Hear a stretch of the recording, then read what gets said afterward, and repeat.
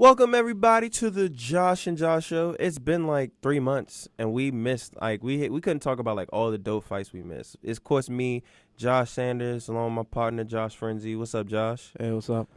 Man, I swear you can start from anywhere as far as we haven't talked since before the big Conor McGregor card. Yeah, it's been a while, man, because we left. We've been out for winter break. We just kind of got back, so we're getting into the flow of things. Yeah, man. So we could do like a quick recap on like this like past fights that happened. One, I would have to say like Conor McGregor definitely deserved fight of the year after everything he did in 2015, and the fact that he's going like straight like right back to the gym and going against RDA. He's an animal. I have to respect this dude. Like people can hate him all they want, but you have to respect the fact that he's not intimidated, scared of anyone.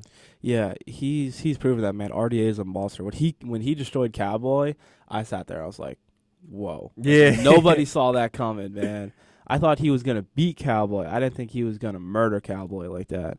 And he made him look so average, man. Conor literally just stood and was like, I'll fight him. Like what?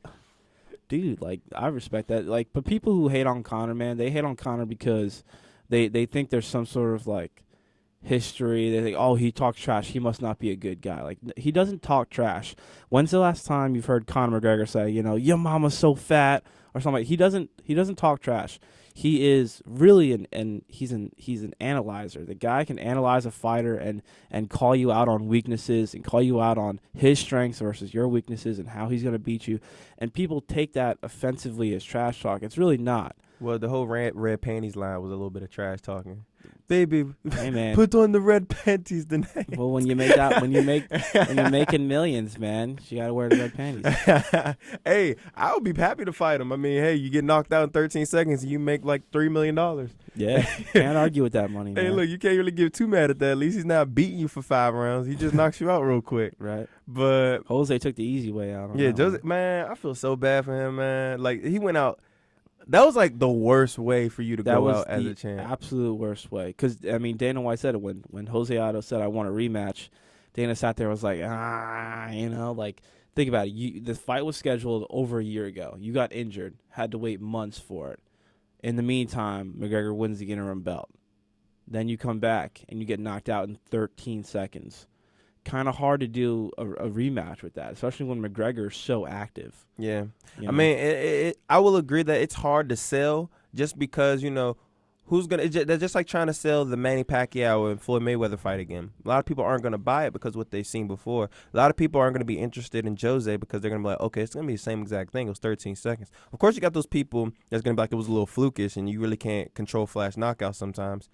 But, me, I'm one of those – it's so hard for me not to give him that rematch just for the fact that look at Chris Weidman. He has a rematch now. Yeah. Cain Velasquez, he got a rematch.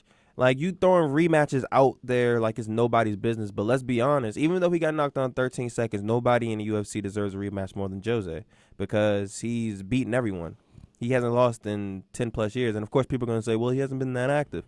Let's be honest. He's fought in everybody he needed to fight at 145. Yeah.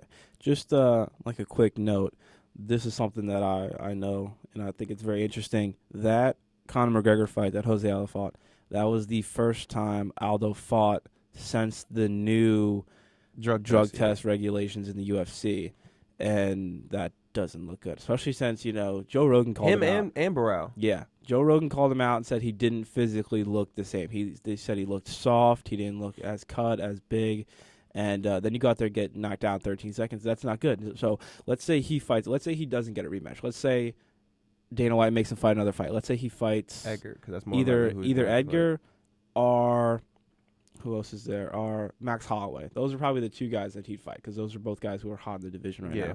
Let's say he gets knocked out in the first round again. Do you think is his legacy just completely destroyed because it's obvious? Like, if you get knocked out 2 times from like that right after new drug testing, it's pretty obvious that you just came off steroids and your body can't handle it, I think. I mean, and it's a possibility. It's definitely going to taint it. It's going to have a lot of people questioning a lot, I will admit. But, I mean, it's just weird with this drug testing stuff now. Because did you see that there's now in California, you heard about the new drug testing? Yeah, I did. Are you talking about the weight cutting or the drug testing? Yeah, that's what I meant, the weight cutting. Yeah, that's weird for me, man, because I think it's stupid. Yeah, for those people who don't know, they're attempting to get rid of essentially dehydrating yourself to Yeah. make weight. They want to do hydration tests. They want to do Which they do earlier in weigh-ins. college. Yeah, they do in college, but they don't do in college like every week. They do it one time at the beginning of And the a season. lot of people cheat. A lot of people cheat, and it's not hard to fake it. It really isn't. It's not hard. So doing the hydration test, I think I don't think it's gonna work out, man. It's so dumb because one, let me put it like this. My piss will come out right now dehydrated and I'm not cutting weight. Exactly. Same here, man. So that's why I don't agree with it. It's just stupid. It's like if you chug a gallon of water an hour before the test, it'll come out, your pee will come out super clear. But if you chug a gallon of water that morning and then that night you take the test, you'll come out like dehydrated. It has nothing to do with the hydration level. It has everything to do with the current hydration level. Yeah, like it's really dumb. I don't think it'll work. And if they do end up happening, I guarantee you no major MMA event is gonna have it in Cali. Yeah, they can't do it in the UFC. What they'd have to do is that would have to be implemented nationwide, and everyone would move up. Everyone would move except maybe Frankie Edgar. Yeah, Frankie Edgar, and then like the heavyweights, like they're Yeah, gonna they're all staying the everybody same. else is gonna have to go up, and I just think that's so dumb. Like Yeah. I'm fine with not, trying to like cut the major weight cuts because some people like Anthony Johnson had no business trying to fight at 170. Yeah. That was absolutely ridiculous. But on the other hand, other people, maybe Johnny Hendricks, he's probably another guy that probably shouldn't. I think. Shouldn't try to make it. Tyron Woodley said that his weight cut was the problem with the Thompson fight, and it was like, what? Well, Woodley said like he was 174 like 4 days out. You know, since he messed up his weight cut with the Woodley fight, he wanted to prove that he could do it, so he focused way too much on the weight cut. That's what he said. He said he wasn't able to replenish what he took out, and I was like, maybe. I mean that's a good point, but if you want, we could talk about more of that fight a little bit later. But that was like that he looked like Hendricks. Yeah. Like when he lost. So I can't really sit here and be like, oh, he looked like another guy. I just think Thompson is like the worst matchup for him when it comes to standing. But then again, I think Thompson's a bad matchup for pretty much anybody standing up because he's one of the best strikers. I think there's one guy in the division who beats him. Who, Carlos Condit. I kind of figured you were going to say Condit. Yeah. Condit's an excellent matchup I think both of them. But, I think they both can, basically have advantages over each other. But I definitely agree. He's really unpredictable. Yeah. And he can definitely knock him fight. out. I would love to see that fight. If that could be the next fight, I'll be fine with it. If you're going to give Tyron Woodley the fight, even though I don't think he deserves it. No, Tyron Woodley does not deserve. Yeah. I was watching just last night. I rewatched Tyron Woodley versus Rory McDonald, and man, he looked so bad in that fight. Like I know. Rory shut him down in every aspect of the game. He shut him down in octagon control and aggression with crisp striking. Woodley's grappling, his greatest strength, his wrestling wasn't there. He got taken down by Rory. I mean, Rory didn't even wrestle. Like, Yeah. he trained with GSP. Same kind of style. It's like, and literally during the fight, Joe Rogan said, Woodley's a guy who's been campaigning for the title, and this is not a performance that shows that. And that wasn't even that long ago. Yeah. Like, he lost. We forgot about Rory, man. He hasn't been active. Well, when he literally Robbie dropped a nuclear bomb on his nose. Yes, that's true. On his nose. I understand him taking. I would take as much time off. You gotta let that heal. Just like what Joe Rogan said, once you get major damage somewhere, you really just need to take your time. You don't need to rush it back in because you'll ruin your career. Yeah. So I don't blame him for taking as much time as he needs. There's a couple guys, man, who have been taking really long layoffs. Like Gustafsson. Where's Gustafsson been? That's a good he point. lost to Cormier and he just kind of fell out the mat. No news media. But I don't really think he took that much of a beating versus DC. No, he didn't. He always, in a 5-round fight, look at the same thing with John Jones. He didn't take that much of a beating versus John Jones until the 4th round. He caught one bad elbow. But, he looked like he had just, been through, World War III. His, Chael Sonnen. Yeah, I don't know what it is about him. He bleeds easily, and his conditioning isn't the greatest. So he always looks, really tired at the end of long fights. Yeah. But, that was still a great event with the Conor and the Jose, and I'm so excited to see this Conor versus RDA. I think this is by far his worst matchup out of anybody that he could fight in both divisions. So it's crazy that he, was willing to not even to defend his belt yet. He's just I'm done with y'all. I'm going to go ahead and fight, RDA. Yeah, and he's see jumping what's up. Like, okay, well, this guy isn't a joke. Well, I saw a theory online from actually his coach, and the reason the coach said that they're not gonna give Lawler a new opponent till McGregor fights, because the plan is he wins the belt at 55, and then at UFC 200 he fights Lawler for the welterweight title. That's like the coach's plan. And so far, Lawler doesn't have an opponent, and we have nothing on UFC 200 yet. So that's a possibility. I did hear about that. And the thing I've noticed about Conor lately is he's gotten bigger. Yeah, Like, he's bigger than RDA. Yeah, Like, he's we gotten think really thick. You would think typically because McGregor's the featherweight moving up to lightweight that RDA would just be bigger, but he's not. McGregor just cut a lot of weight. McGregor's taller and has a longer reach. And by fight night, they're going to have the same thickness level, and McGregor's going to be bigger. Now, he won't be bigger at welterweight. He'll be, Without a doubt. McGregor is a massive featherweight. He's a pretty decent sized lightweight, He's a small. probably on the bottom 50%, but he's a small welterweight. He's a small welterweight. Think about it. I have like about a 76 or 75 reach, like 6'1", and I'm like in the middle for welterweights. And what's Conor, like 5'10", 5'9"? I think Conor's 5'9" or something like that. Yeah, like 5'9", 5'10". He probably naturally weighs, I want to say, like 175. Yeah, that's what I think he naturally walks around as, about 175. Like, I think I think he'll have to cut a little bit of weight, but he really doesn't have to cut too much. But I'm just like, if he beats RDA and he really first of all, if he beats RDA, I'm already crowning this dude like one of the best. Yeah. Like, You know of what's all weird, time. though? That's I think absolutely amazing. If he beats RDA, I think that's a harder fight for him than Robbie Lawler. I really do. Like, think about it. If you I just think we say that because we always see, with like the past 5 or 6 fights, we've seen Robbie like get beat. Yeah. And like, whereas and he's clearly been the most beatable champion that we've had in the UFC, sure. but he just keeps winning.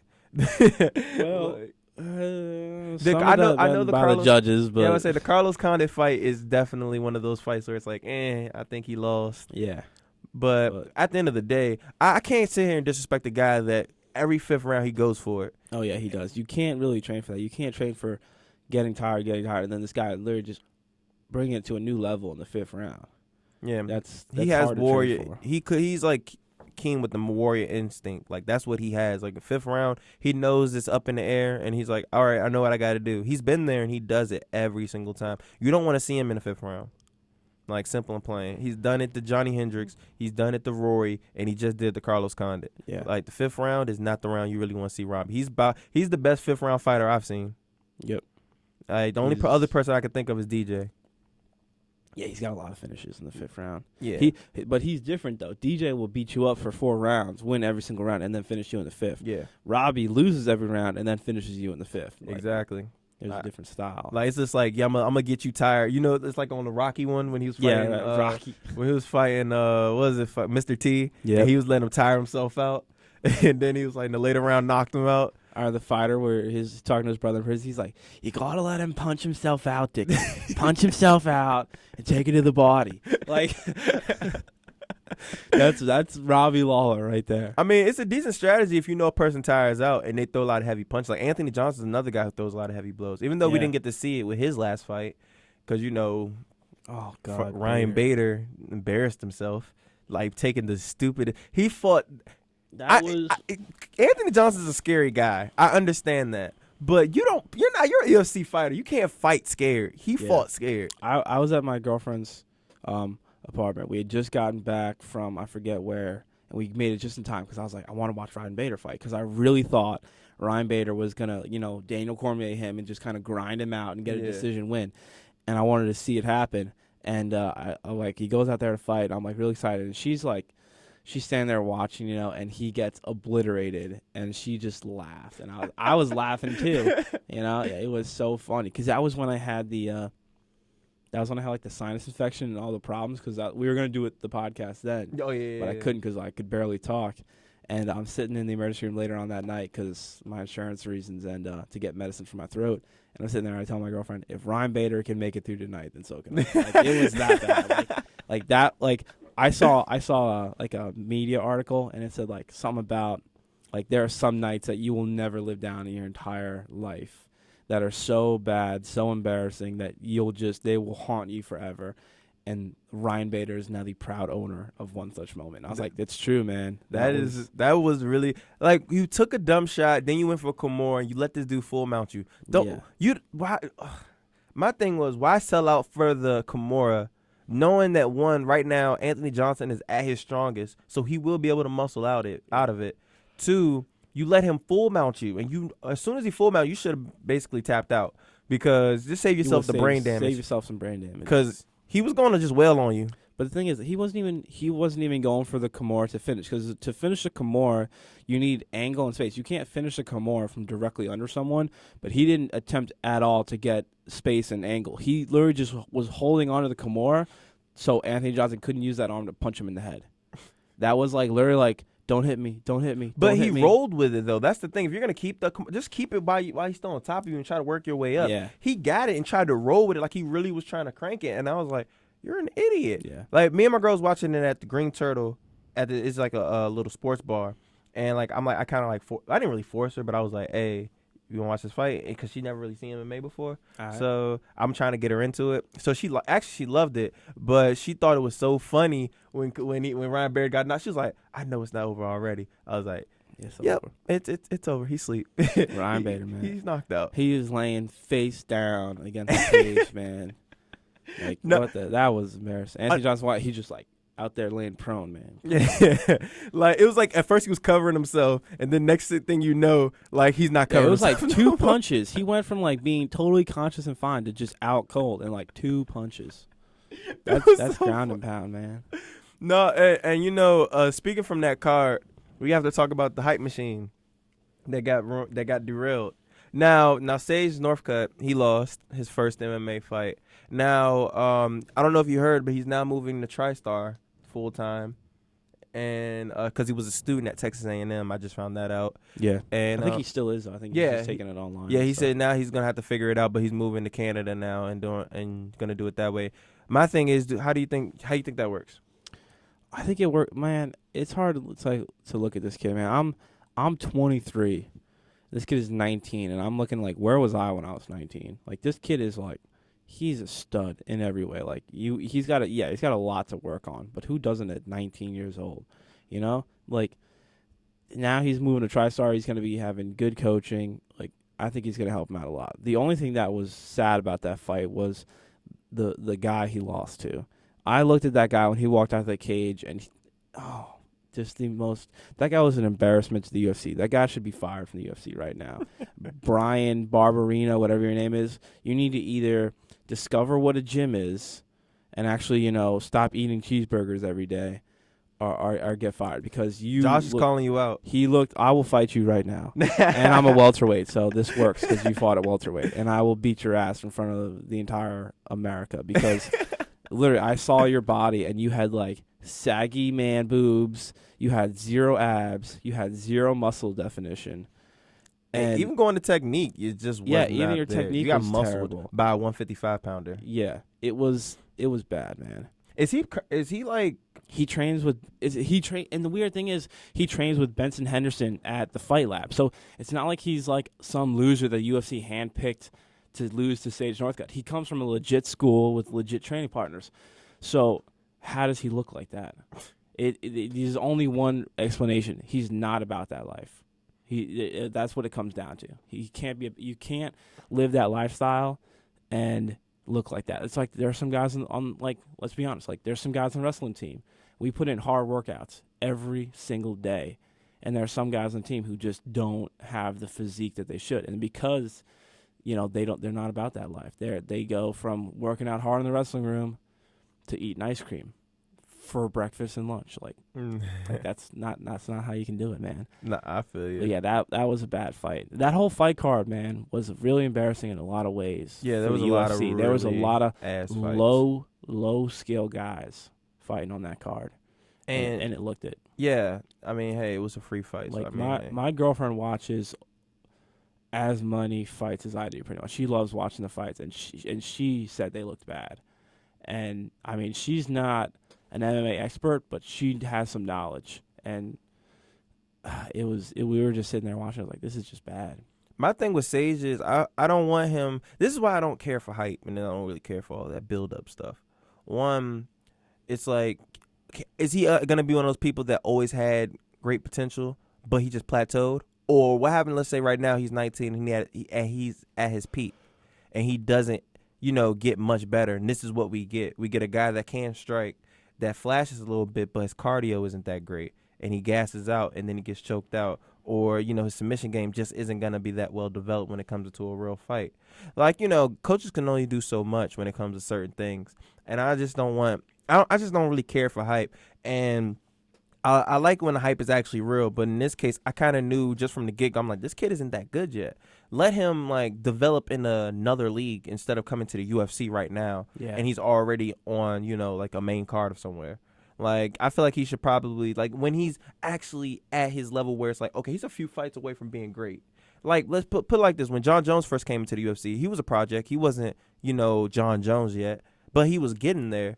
And at the end of the day, I remember his first fight. I don't remember the guy he fought, but I know the first fight he had was not that impressive. He beat the guy. Yeah. But it wasn't that great. No one cared about John Jones until he fought Stephan Bonner. And he started hitting him with the flashy stuff. And even after the Stephan Bonner fight, it's not like John Jones went from fighting Stephan Bonner to fighting, Shogun. in main card. He had many fights in between there. Yeah, he had to fight Brandon Vera. Yep. And then, he had fought Ryan Bader. Then he fought Ryan Bader, choked him out. And, then it was like, okay, this guy is actually getting better. Yeah. And we saw him develop so much. And then the Shogun fight, that was just one of the worst ass whoopings I've seen. In a title fight. Yeah, in the title fight. That was absolutely ridiculous. He made him look like he didn't even belong in it. Well, he didn't belong in the cage with him.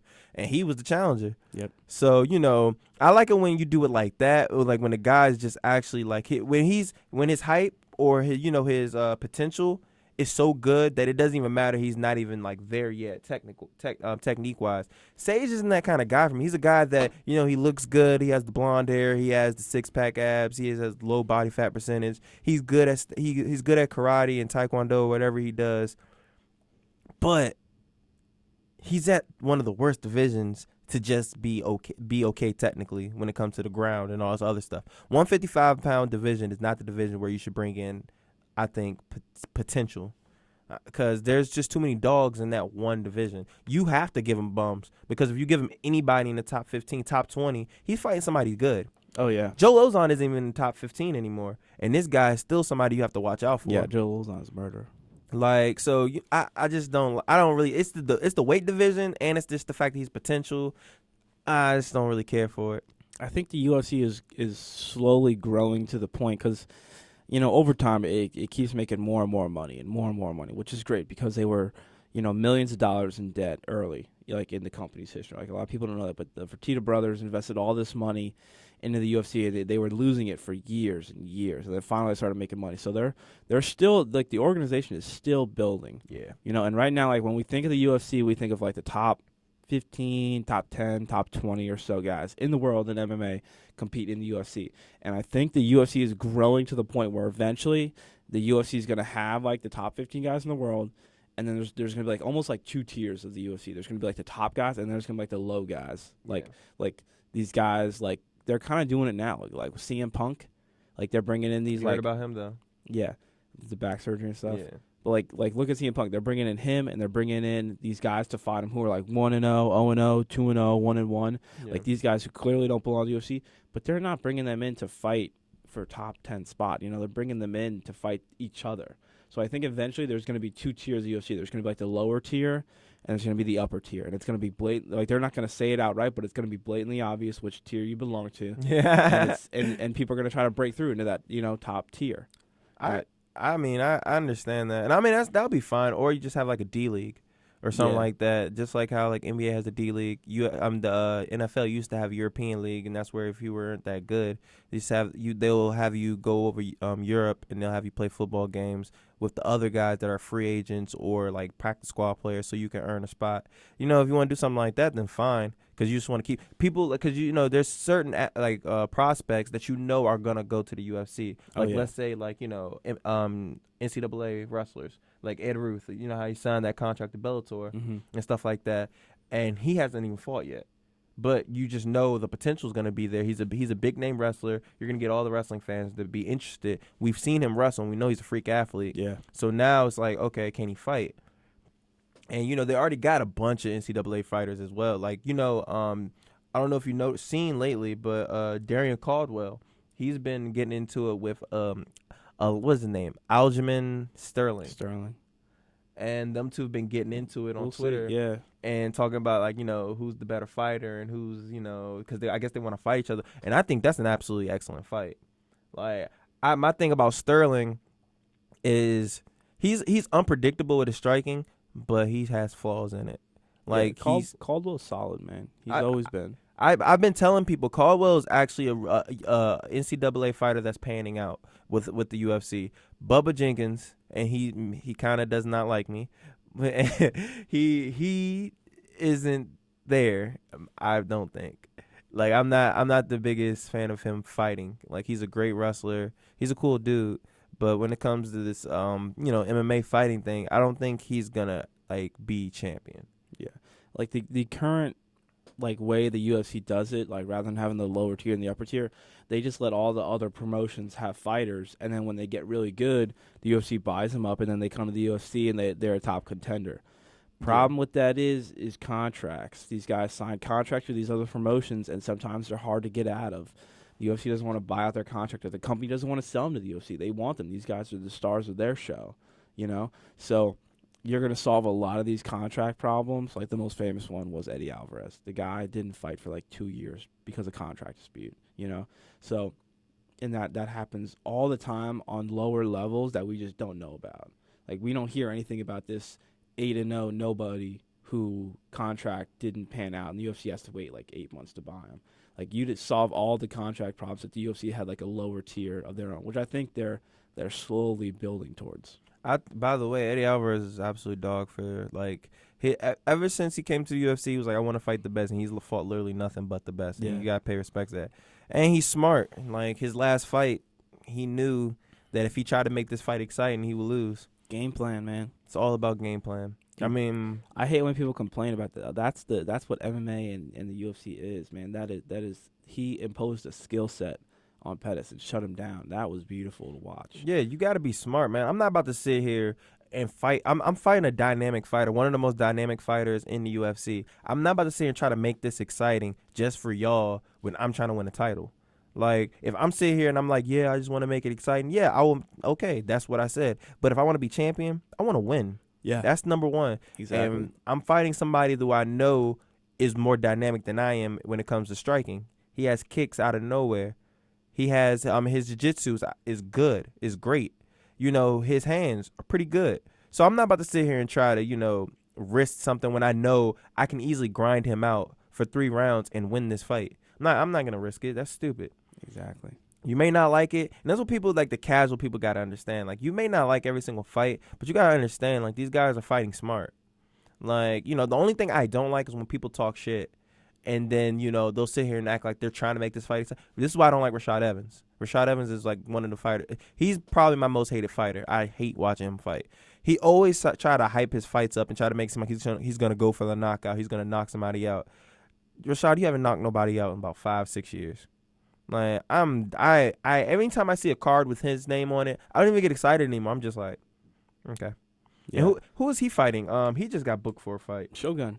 Yeah, he's fighting Shogun. And Dan Henderson is fighting Machida, I think. I hope not. Yeah, he is. Dan Henderson's fighting Machida. I think I did see that. Yeah, those are 2 interesting fights. I've got. That's like I the don't second know. tier that you was. That's like you was talking about the second tier. Well, that's not even like the second tier. That's like the third tier of old fighters just not willing to give it up, man.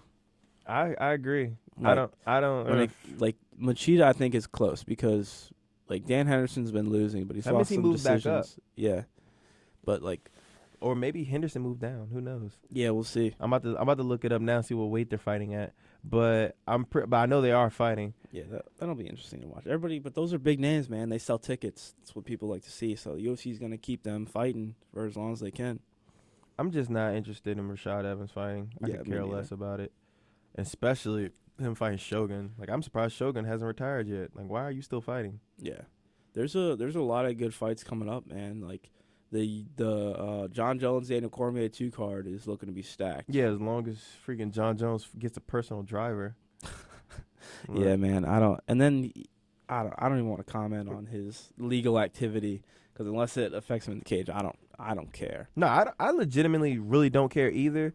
But it's just like, bro, like, stop. Just get out of trouble. I know Daniel Cormier's been saying, like, this fight's going to be different. This fight's going to be different. Oh, this fight's at middleweight. He's got – drop down. So he's got, like, a lot of things that are going to be different from the fight. I don't think the result's going to be different. I think John Jones still wins. But I did see Cormier do, like, an interview he was talking about. He said in the training for the first John Jones fight, that was when Kane was injured. So Kane wasn't training with him every single day, which is different from now. Kane's still hurt. Well, he's hurt, but he's coming back. Like, he'll be training with Cormier for the Jones fight. That's the difference. He'll probably get hurt in the training camp. Probably. But Kane is made of glass. Yeah, I would say I would not trust that at all. Yeah, but so that's one difference that he said is going to have a difference in the fight. I don't know about that, but So, before the Cormier fight is the fight that I'm, like, looking forward to a lot, and that's the Khabib return. oh yeah, it is the Khabib Nurmagomedov yeah, and Tony Ferguson, man. That is the crazy fight. That is the number one contender fight, in my opinion. Yeah, it could be.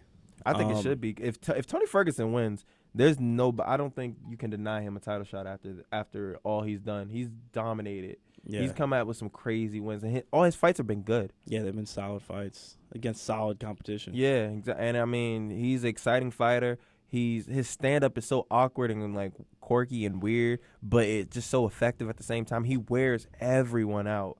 Like, he wore Edson Barboza out. Yeah. It's kind of hard to call that fight because it's been, a year and a half or so, 2 years maybe since Khabib wrestled. Khabib fought. I said wrestled RDA. Yeah, so it's been a while.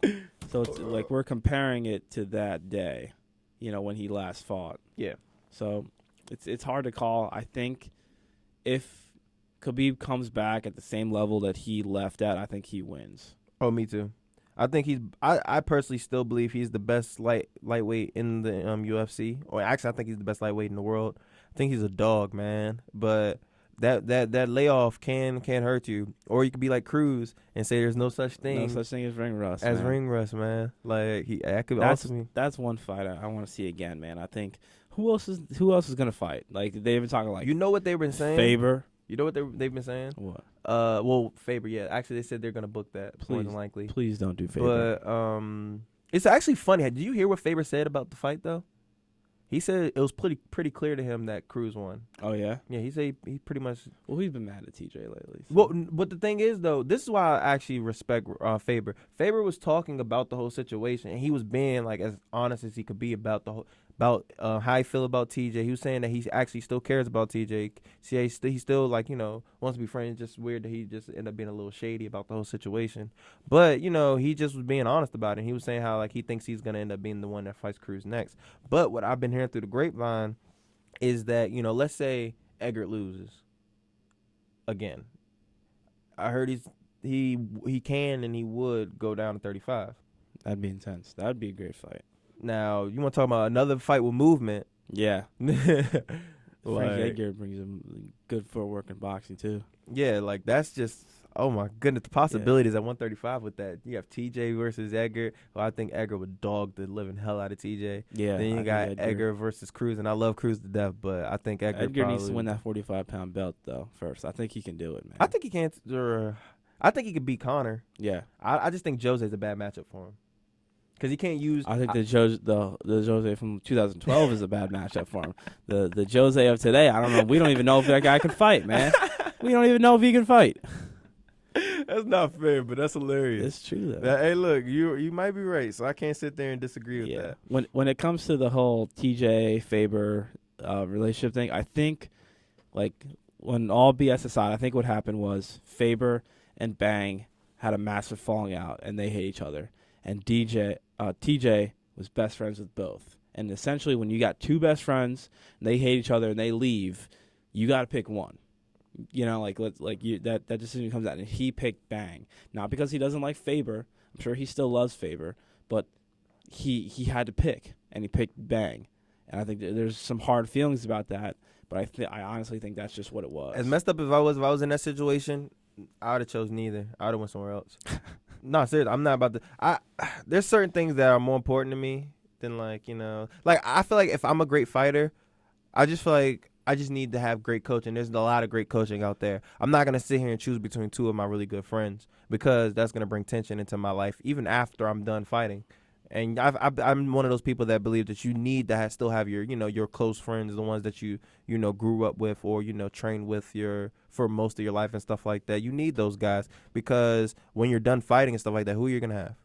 Like I'm like more about I like loyalty a lot too. So I'm like I'm gonna go to Greg Jackson. I'm gonna go to TriStar. I'm gonna go to MMA Institute. I'm gonna go somewhere. I don't know. It doesn't matter. I'm gonna go somewhere different just because I don't want you two over here bitching at me about, oh, you're a traitor.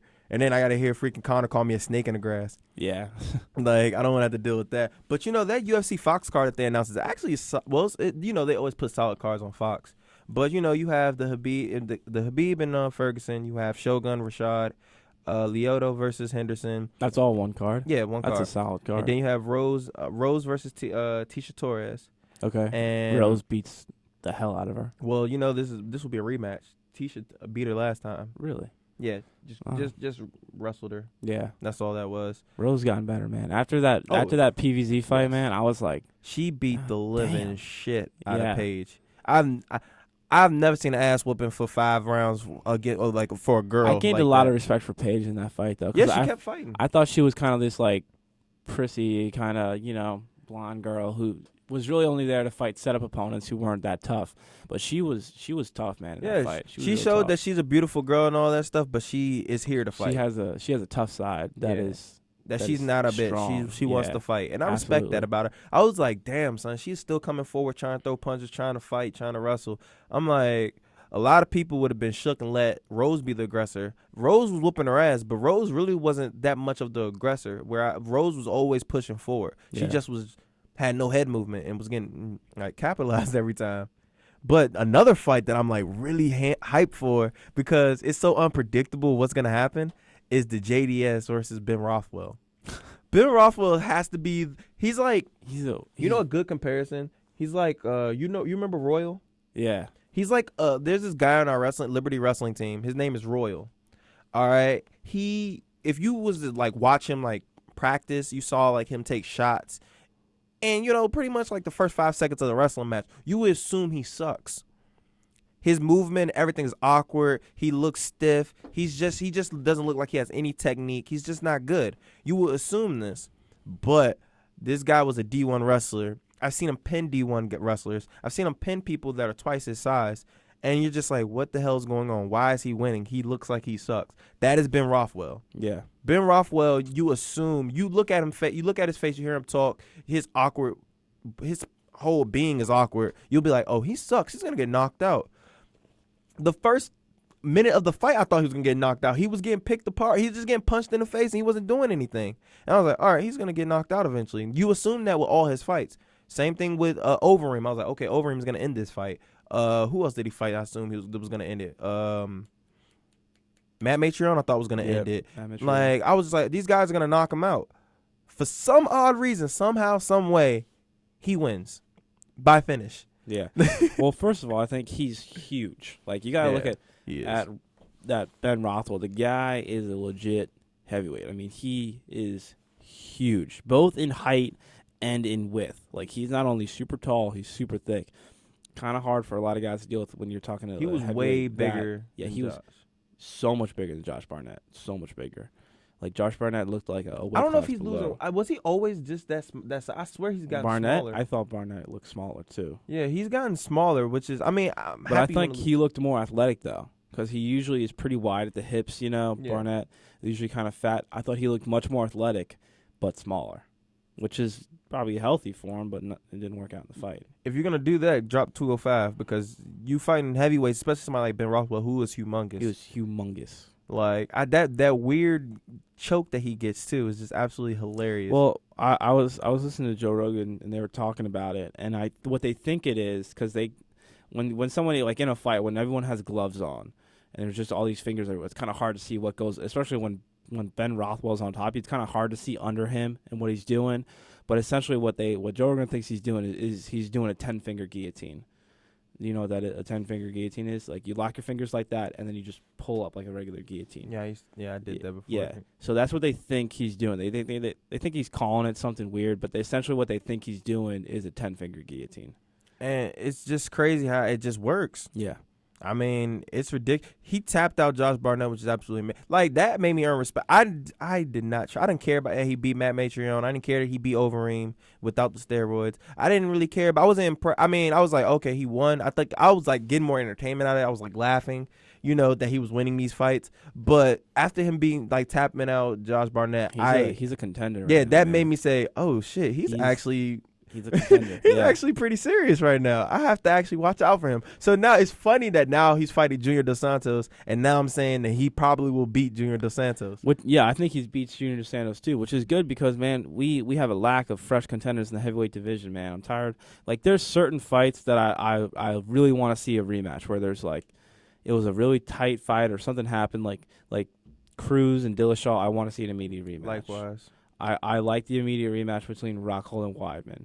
Particularly because at the time it was signed, Yoel Romero was questionable, but if he wasn't, then I wouldn't have wanted to see. Okay. I would have wanted to see Weidman have another win. Yo is the only one in '85 that deserved to fight outside of See, Weidman. I think I don't know what the numbers are, but I think you're at a mental disadvantage when you have an immediate rematch and you lost the first fight. It doesn't always work out like that because guys are really good at making adjustments. But like, if I win a fight, like if I'm Rockhold, I was losing, arguably lost one of the first 2 rounds or whatever. So the first 2 rounds were split 1-1 probably. Third round, I was losing until he threw the kick, caught him with the kick, took him down, beat the crap out of him, won that round because of the kick. Fourth round, Weidman's not there anymore. I finish him. I've got a massive mental advantage over Weidman right now. I know I can beat him. I know I can take him. Like, I know if I get on top of him, he's not going anywhere. And now, like, look at Weidman. Like, I got just beat up by this guy. Like, you've got to, like, that's a hard mental thing to bounce back from. See, so it comes down to the coaching, man. You got to be able to make adjustments. my only thing about that is that I like to bring attitude into this. Like, while what you said is extremely correct and accurate, because I feel like that's what it is with Ronda. And this is my problem with Chris. He's from New York, and he has the mind state of a New Yorker. And when I say that, I'm saying that like to say he got beat, but I think if anything that motivated him, and I honestly think that he thinks whatever, it was either fluke, it shouldn't have happened, he's better than him, and that he's gonna come out 10 times better. Yeah, absolutely. I think Weidman will win the rematch. I want him to. It's going to be a tough fight. But I just think that's – and then he's also a wrestler. Yeah. So all that stuff combined, I just think his mental makeup is just going to be like, I don't care that he beat me before. It's not going to happen again. Like, yeah, it's fluke. And same thing with Luke Rockhold. If Luke Rockhold lost and he had a rematch, he's a conceited guy. He's really full of himself. So I know he would have been like, it doesn't matter. I'll beat him next time we fight. Like when he lost to Vitor Belfort in like one of the most spectacular ways you could lose, like a spinning kick back. heel kick to the face. And literally, he wasn't even out of the cage before he was talking shit to Belfort. You know, like, you got lucky. I'll beat your ass again. You know, he wasn't. They didn't put the belt around his waist for 5 minutes before he starts calling out Vitor Belfort. Like, and Vitor Belfort isn't even good. Like, he lost his last fight, to Weidman and stuff. So now isn't he fighting Jacare now? Yeah. Ooh, man. I'm excited for that fight. Jacare eats him alive. I'm all right, man. You think people keep on sleeping on Vitor, man? Don't sleep on Vitor. Nobody slept on TRT Vitor. You can easily sleep on no TRT Vitor. Hey, as I recall, he still put Dan Henderson night. They cut his balls off. All right, they cut his balls off. When Jacare eats him alive, people are gonna call for his retirement. Just mark my words now. Jacare eats out bums. Vitor is not a bum. Like, hey, Jacare is a beast, man, but he beats a lot of bums, man. And Jacare, like, people talk about Jacare, like, he's like really good. I watched some of Jacare's fight, man. He is susceptible to getting caught by big punches. He was caught by Yoel Romero. When he fought Robbie Lawler in Strikeforce for the middleweight title, he was the champ. Robbie Lawler was challenging. Robbie caught him hard, dropped him. Like, he's susceptible to big punches. So, I mean, he's not perfect. Vitor could catch him. Vitor, And he has hand speed still. the first 2 minutes, Vitor is as deadly as anyone in the UFC. Exactly, which is why I'm like, He had Weidman in trouble. Think about it. He had Weidman up against the cage, covering up in the first 2 minutes. exactly. You know, the fight didn't go well for him after that. He kind of blew his wad after Yeah, that. but he was going hard. So who knows? Maybe he could catch That's him. why I'm not sleeping on Vitor, man. Yeah. That's why I was telling you not to sleep on Stephen Thompson. You can't like, let these things. Well, and to talk about Stephen Thompson and Johnny Hendricks. Johnny Hendricks looked just like Johnny Hendricks when he fought. Yeah. He's a real lazy fighter when it comes to throwing, like when it's just striking. And this is what I mean by he's lazy. He'll throw a combination and stuff like that, but he'll stay right there. He's an in the pocket guy. You saw it. Literally, when he fought Robbie Lawler, 2 fights in a row, 50 minutes in the pocket. They did not leave. The only time they left the pocket was to go to the corner in between rounds. Yeah. Then as soon as the fight started, they went back in the pocket and they just stood there with each other. Yeah, and You can't do that. and with these Stephen guys. Thompson, no, because he's not. If you stand there, he will retaliate. Yeah. And that's exactly what he did. He kept straight punches every single time. And the reason why is because Johnny Hendricks just stood there. After his combination, he just stayed. He stood there. He did not move back. He didn't move to the side. He just stood there. Stephen countered, and he just looked. He looked amazing. But like I said, he's gonna look amazing versus pretty much anybody outside of Carlos Condit that he strikes with, because nobody can really stand with him, because that's what he does. That's his trade.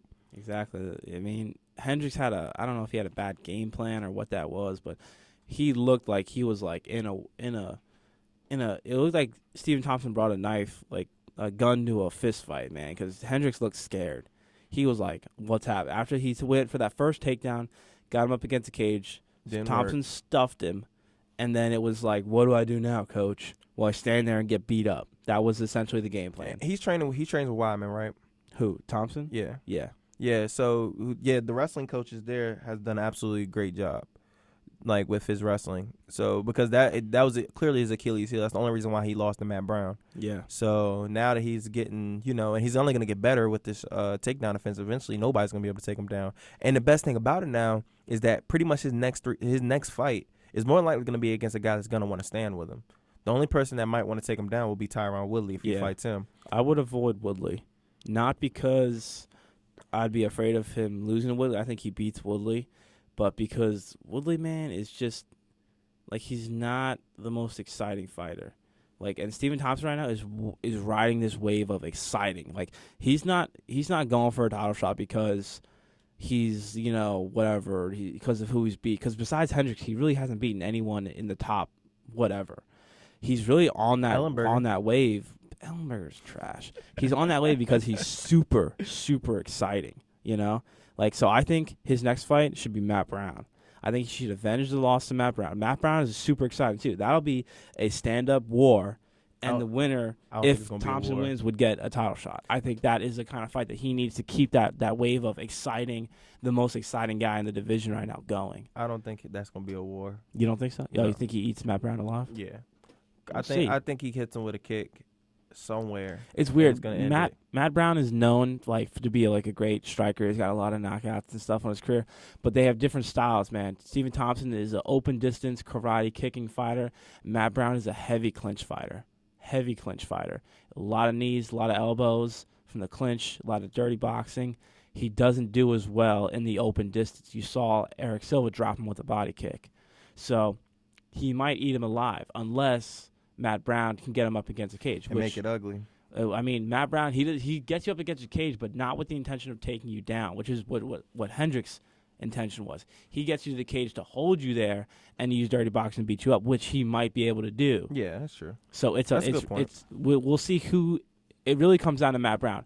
If Matt Brown can impose his game plan of holding him against the cage or just holding him in the clinch in general, I think he wins.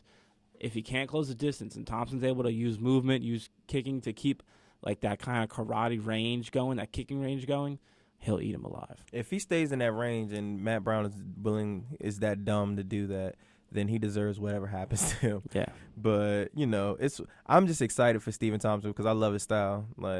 It's real flashy. Real excited to see where he goes. The welterweight division right now is on fire, man. And it's full of exciting fighters and fights. The top 8 or so guys are all first of all, they're all super talented. Yeah. and second of all, they're all so good. Mind you, That- Hector Lombard is coming back. Yeah, that's another thing. We don't know what he's coming back though. Yeah, that's a good point. He might come back with looking a little flabby, but That's true too. He's He's fighting Neil Magny. That's a good fight. I think, and it's a actual crazy matchup when you really think about it, because Hector Lombard, he's a short, stocky guy. And Neil Magny is is long. the complete opposite. Yeah. Tall, Has the longest lanky guy. reach. I think he has John Jones' reach, and he's It's fighting a at little, 170. It's a little less, yeah, but he's got like these like monkey arms, man. They're Yeah. just this like they're like two like paddles of a canoe. Yeah. Essentially, they're huge. He has really long arms. And it's crazy because Neil Magny, he's a pretty decent fighter. He's definitely gotten better as fight. I think he might be like the best fighter from the house because he's from the Ultimate Fighter, Yeah. and he's turned out to be like the best fighter from the house. Well, I don't know what season was he on. Was he on season 15? Because Chiesa is really good, and Chiesa won season 15. I think. Well, I still think. Well, then again, they're in two different weights. Yeah, if they were, because that's true, that's Chiesa true. is a lightweight. Because Chiesa's like when I first started watching like the Ultimate Fighter, the first season that I watched all the way through was season 15. All the other ones before that, I only 16. seen. I'd only seen kind of pieces from here and there, and like from season 15, I know Chiesa's doing really well, and the guy he beat in the finals, the guy who said "F you" to the crowd from New York. Al Quinta. Yeah, Ally Quinta. They're both doing really good from season 15, but they're kind of the only ones, I think. But Neil Magny, yeah, he's doing all right too. Yeah, but his was Colton Smith versus Smith. Mike Ricky or whatever. Yeah, they're both. Yeah, trash. but I say he's definitely done a lot better than him. So yeah, like it turned out to be the best guy in the house, and his last fight was versus Kelvin. That happens, man. That had a lot. Like T.J. Dillashaw didn't win the show, and Hold on. champ. But you can't really say he's done better than John Dodson. John Dodson had to go against DJ, so that's like the reason why he's not champ. I don't even think TJ beats DJ. I don't know, man. I think we could talk about DJ because DJ I think has the toughest fight of his career coming up. Well, as a flyweight coming up. Easily. Not tougher than Cruz at bantamweight, but that's going to be an interesting fight. And I think if he beats Cejudo, then he needs to move up, go back to 35, and start fighting, super fights. Because there's nobody left, man.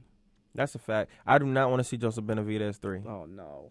And No that's way. more than likely what they were just talking about that too. They was saying like, Well, because he beats everybody. yeah, Everybody except DJ. and it's so annoying, man. They was like, are we gonna get? It was like, Joseph Benavidez is fighting his way back into a title shot. I was like, no, the hell Because he's not. he lost. Because after he lost to DJ, he has like 4 wins since then, man. He's been doing work, and it's not like he's been fighting. No, he's been fighting top guys. I think like Benavidez's only loss is versus champions. His only loss, yeah. It's to DJ and Cruz. Yeah. Like he might be the most underrated fighter, one of the most underrated fighters in the UFC. I think about it. Think about it. If you only lose to the 2 champs of 2 divisions, that's crazy. who are both absolutely just Who are great both fighters. monsters. We're talking like DJ is Cruz top. has, DJ's top 1 or 2 pound for pound. Gotta be. Him and John Jones. I agree. Gotta be. And Cruz would be up there in the top 3 if he didn't take the last 4 years off. I was like, look at it like this: DJ's never lost a fight at 125. Yeah. Cruz never lost a fight at 135. These are the only guys he's lost to. Right there is proof enough. These guys are undefeated in their respective weight divisions. Like Cruz lost at 45. DJ lost at 35. Like when they're at their weights, they're just the best they're literally the best in the world. Yeah. So you kind of feel for Joseph sometimes because it's like you're a great fighter. You honestly are good enough to be champ. It's just that you got some juggernauts that are ahead of you. Well, let's say I'm Benavidez's coach or his manager, what can I do to get him another title shot? I think the best thing shit. for him. No. I think the best thing for him to do is to be cut by the UFC. I think you okay. cut him from the UFC and you send him to Bellator, or you send him to another division, and he just wrecks everybody. Now you have a champ of another promotion coming back over. Now, obviously, he's the same Benavidez, but you can media hype it up and say he's improved. He's got a belt of another organization, and you can sell a title fight because he's another champ. The only problem is that he's at 125, so he can't go to Bellator. Then Bellator's always expanding. They can create a 25 division. Yeah, that's true. You know? But yeah, that's the only way though, because I think I think that's what Benson Henderson is doing. I think Benson Henderson knows he's not anywhere close to a title shot at Yeah, he's 55, and he's not anywhere close to a title shot at 70. Yeah, he's not. So he goes to Bellator. I think he takes 3 or 4 fights at Bellator, whatever his initial contract was. I have no idea the details. Nobody does but him and Bellator. It's probably about 4 fights. That would be my guess. Fights about 4 times in Bellator. He's already got the guaranteed title shot the first fight. Yeah. I think he wins it easily. I think he defends it 3 You times. think he beats Will Brooks easily? Will Brooks is 55. Oh, hold on. Yes. He's fighting at 70.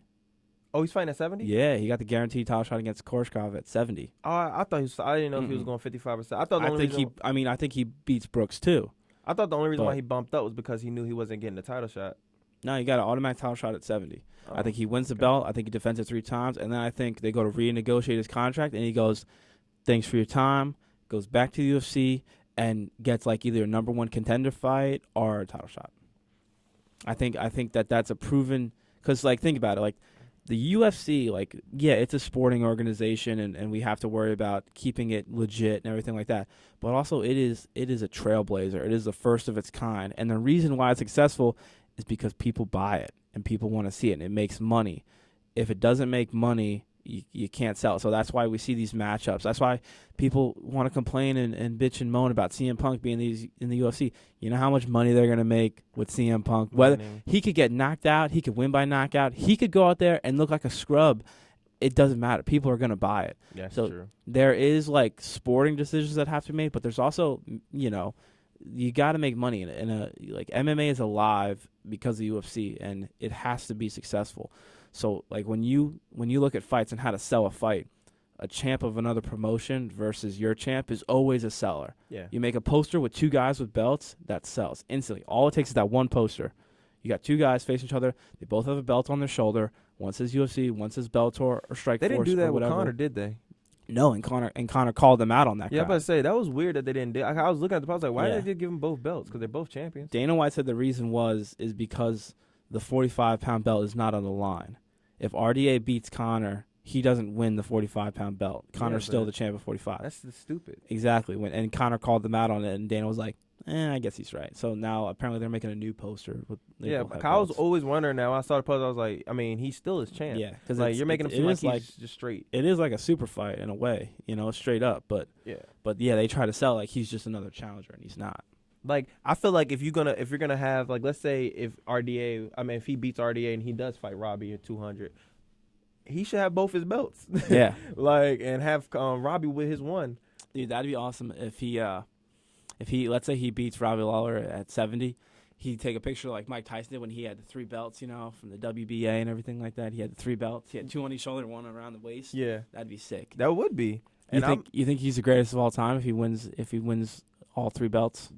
Is that even a question? Yes. He doesn't have to defend them. I wouldn't defend him. Oh, I'd pick one. I'd pick the 55-pound belt. If he wins 3 belts, he's automatically GOAT. Yeah. I could care. I don't. He's automatically better than John Jones. He's better than Silva. Yeah. Who else is the people they like? The Fedor. He's better than all those. Yep. None of those will be GSP. able to do that. Even though it's unfair for people like John Jones because he's too big to win that many belts. Because I think if it was possible, he could do it. I think he definitely can win the heavyweight belt, and I think eventually he's going to win. Well, John Jones could do it on one condition. He has to move to heavyweight and win the belt, and the UFC has to create another division in between light heavyweight and heavyweight, like a make it like super 235 heavyweight. or something like that. Yeah. And he'd have to win that belt too. That's the only way he could do it. But I do think that if there was 3 belts out there, I do think John Jones would be able to do it. Silva in his prime, I think he could have won 205 if he wanted to. If he wanted to. But I don't think he wins anything else other than that. The only other guy who I could see possibly doing it is Frankie, and it's only because he's already got the 55-pound belt. point, So he's already got the 55-pound. He can win 45. He's 1 fight away from 45, and if he drops to 35, instant contender. Yeah, and he Instant could definitely contender. win 35 too. That's He's I the wasn't only even other- thinking about. He's the only other guy I can think of who could He- maybe win 3. He might honestly be the most underrated fighter of all time. I think You a think lot so? of people do not really know how good he really is. Well, he went through a slump, man, because he was super popular and super. Everyone knew who he was when he beat BJ because he beat BJ twice. Yeah, BJ was so popular that he beat BJ, and going to the rematch, he was still the underdog. well, supposedly he didn't win that first fight. He won the first fight. It's in the history books. But But yeah, so and then he fought, and then he lost, and then the Gray Maynard fight, like the Gray Maynard fights were super exciting. Those Got were his amazing. ass whooped. He won the fight, but He won one fight. yeah, he won one. He lost the first one. They had a draw in the second one, won the third. But when you like have like 3 fights and then like you lose the first one by decision, you draw in the second one, and then you win by knockout in the third fight, that's closure. Like that's a great way to end a series. But then like the Benson Henderson losses kind of took away his steam, and then when he dropped immediately from there to the immediate title shot and lost to Aldo in a decision, a lot of people he lost a lot of his credibility, because it's like he's the greatest of all time. Not the greatest of all time. He's just a great fighter. He's got 3 losses in a row because he lost both. Henderson got a rematch, lost, went to Aldo, lost. So he was like 2 years he went without even a win. So I think that's why like he's been slowly building up, This is why I was like always impressed with it regardless. We both know, and anybody that knows anything about MMA knows that 155-pound division is always the toughest. Yeah. It's always the most stacked. This dude was not cutting weight at all, and he won that belt. This dude was weighing 156, 157, and he won that belt.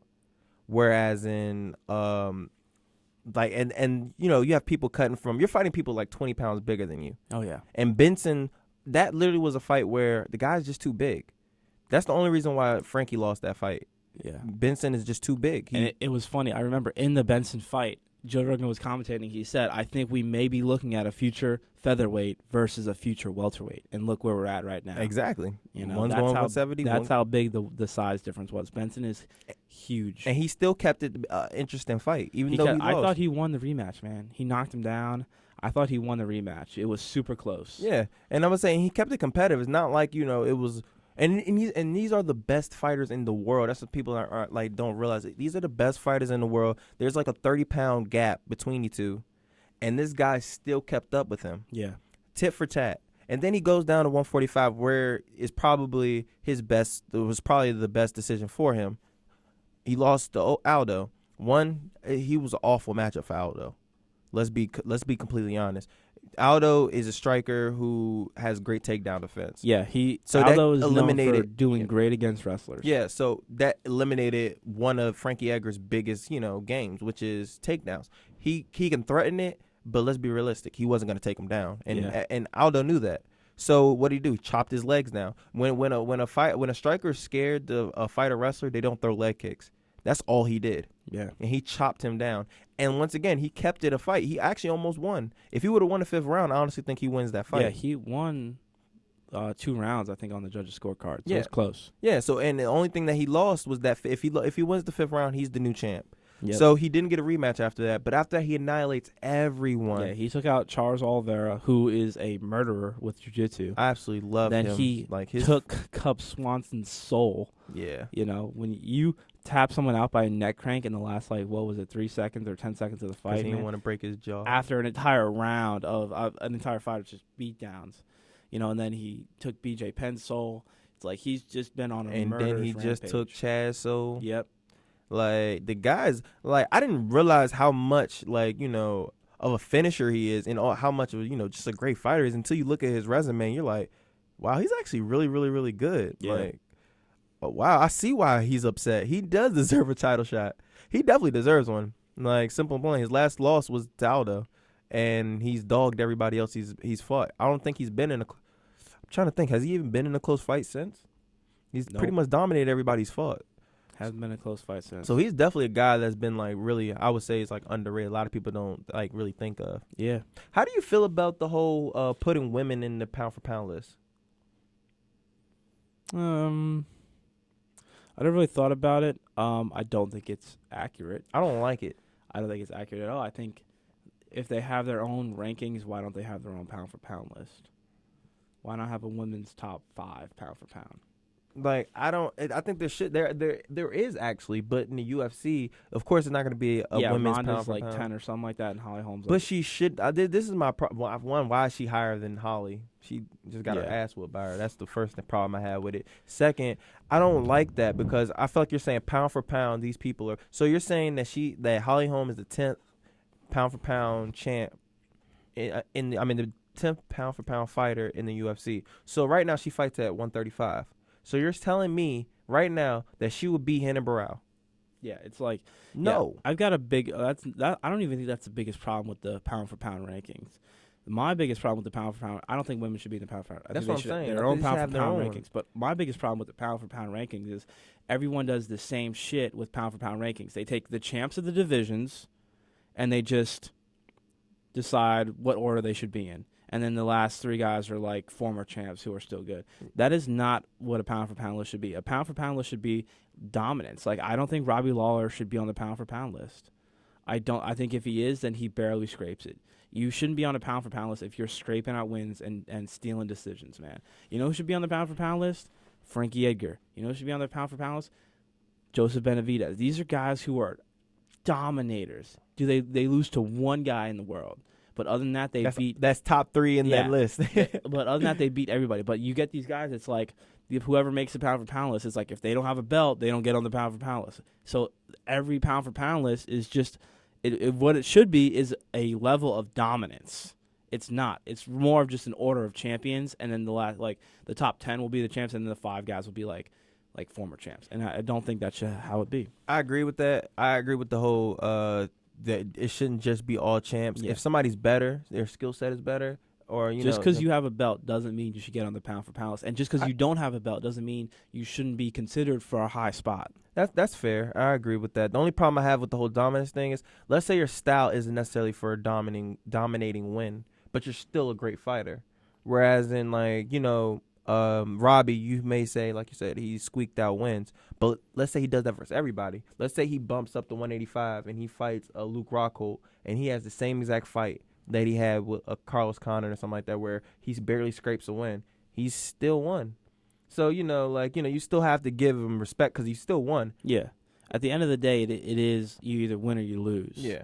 But I think, when you've got so many high-level fighters to choose from, just putting him up there because he has a belt, I think, is a bad decision. That's definitely a good point. You definitely don't want to just put him, because all of them are good champions and stuff like that, and some are dominating more than others. Like DJ is dominating everyone. Yeah. And it's funny because he doesn't sell fights because he dominates people so much. Yeah. Nobody's interested because it's not interesting.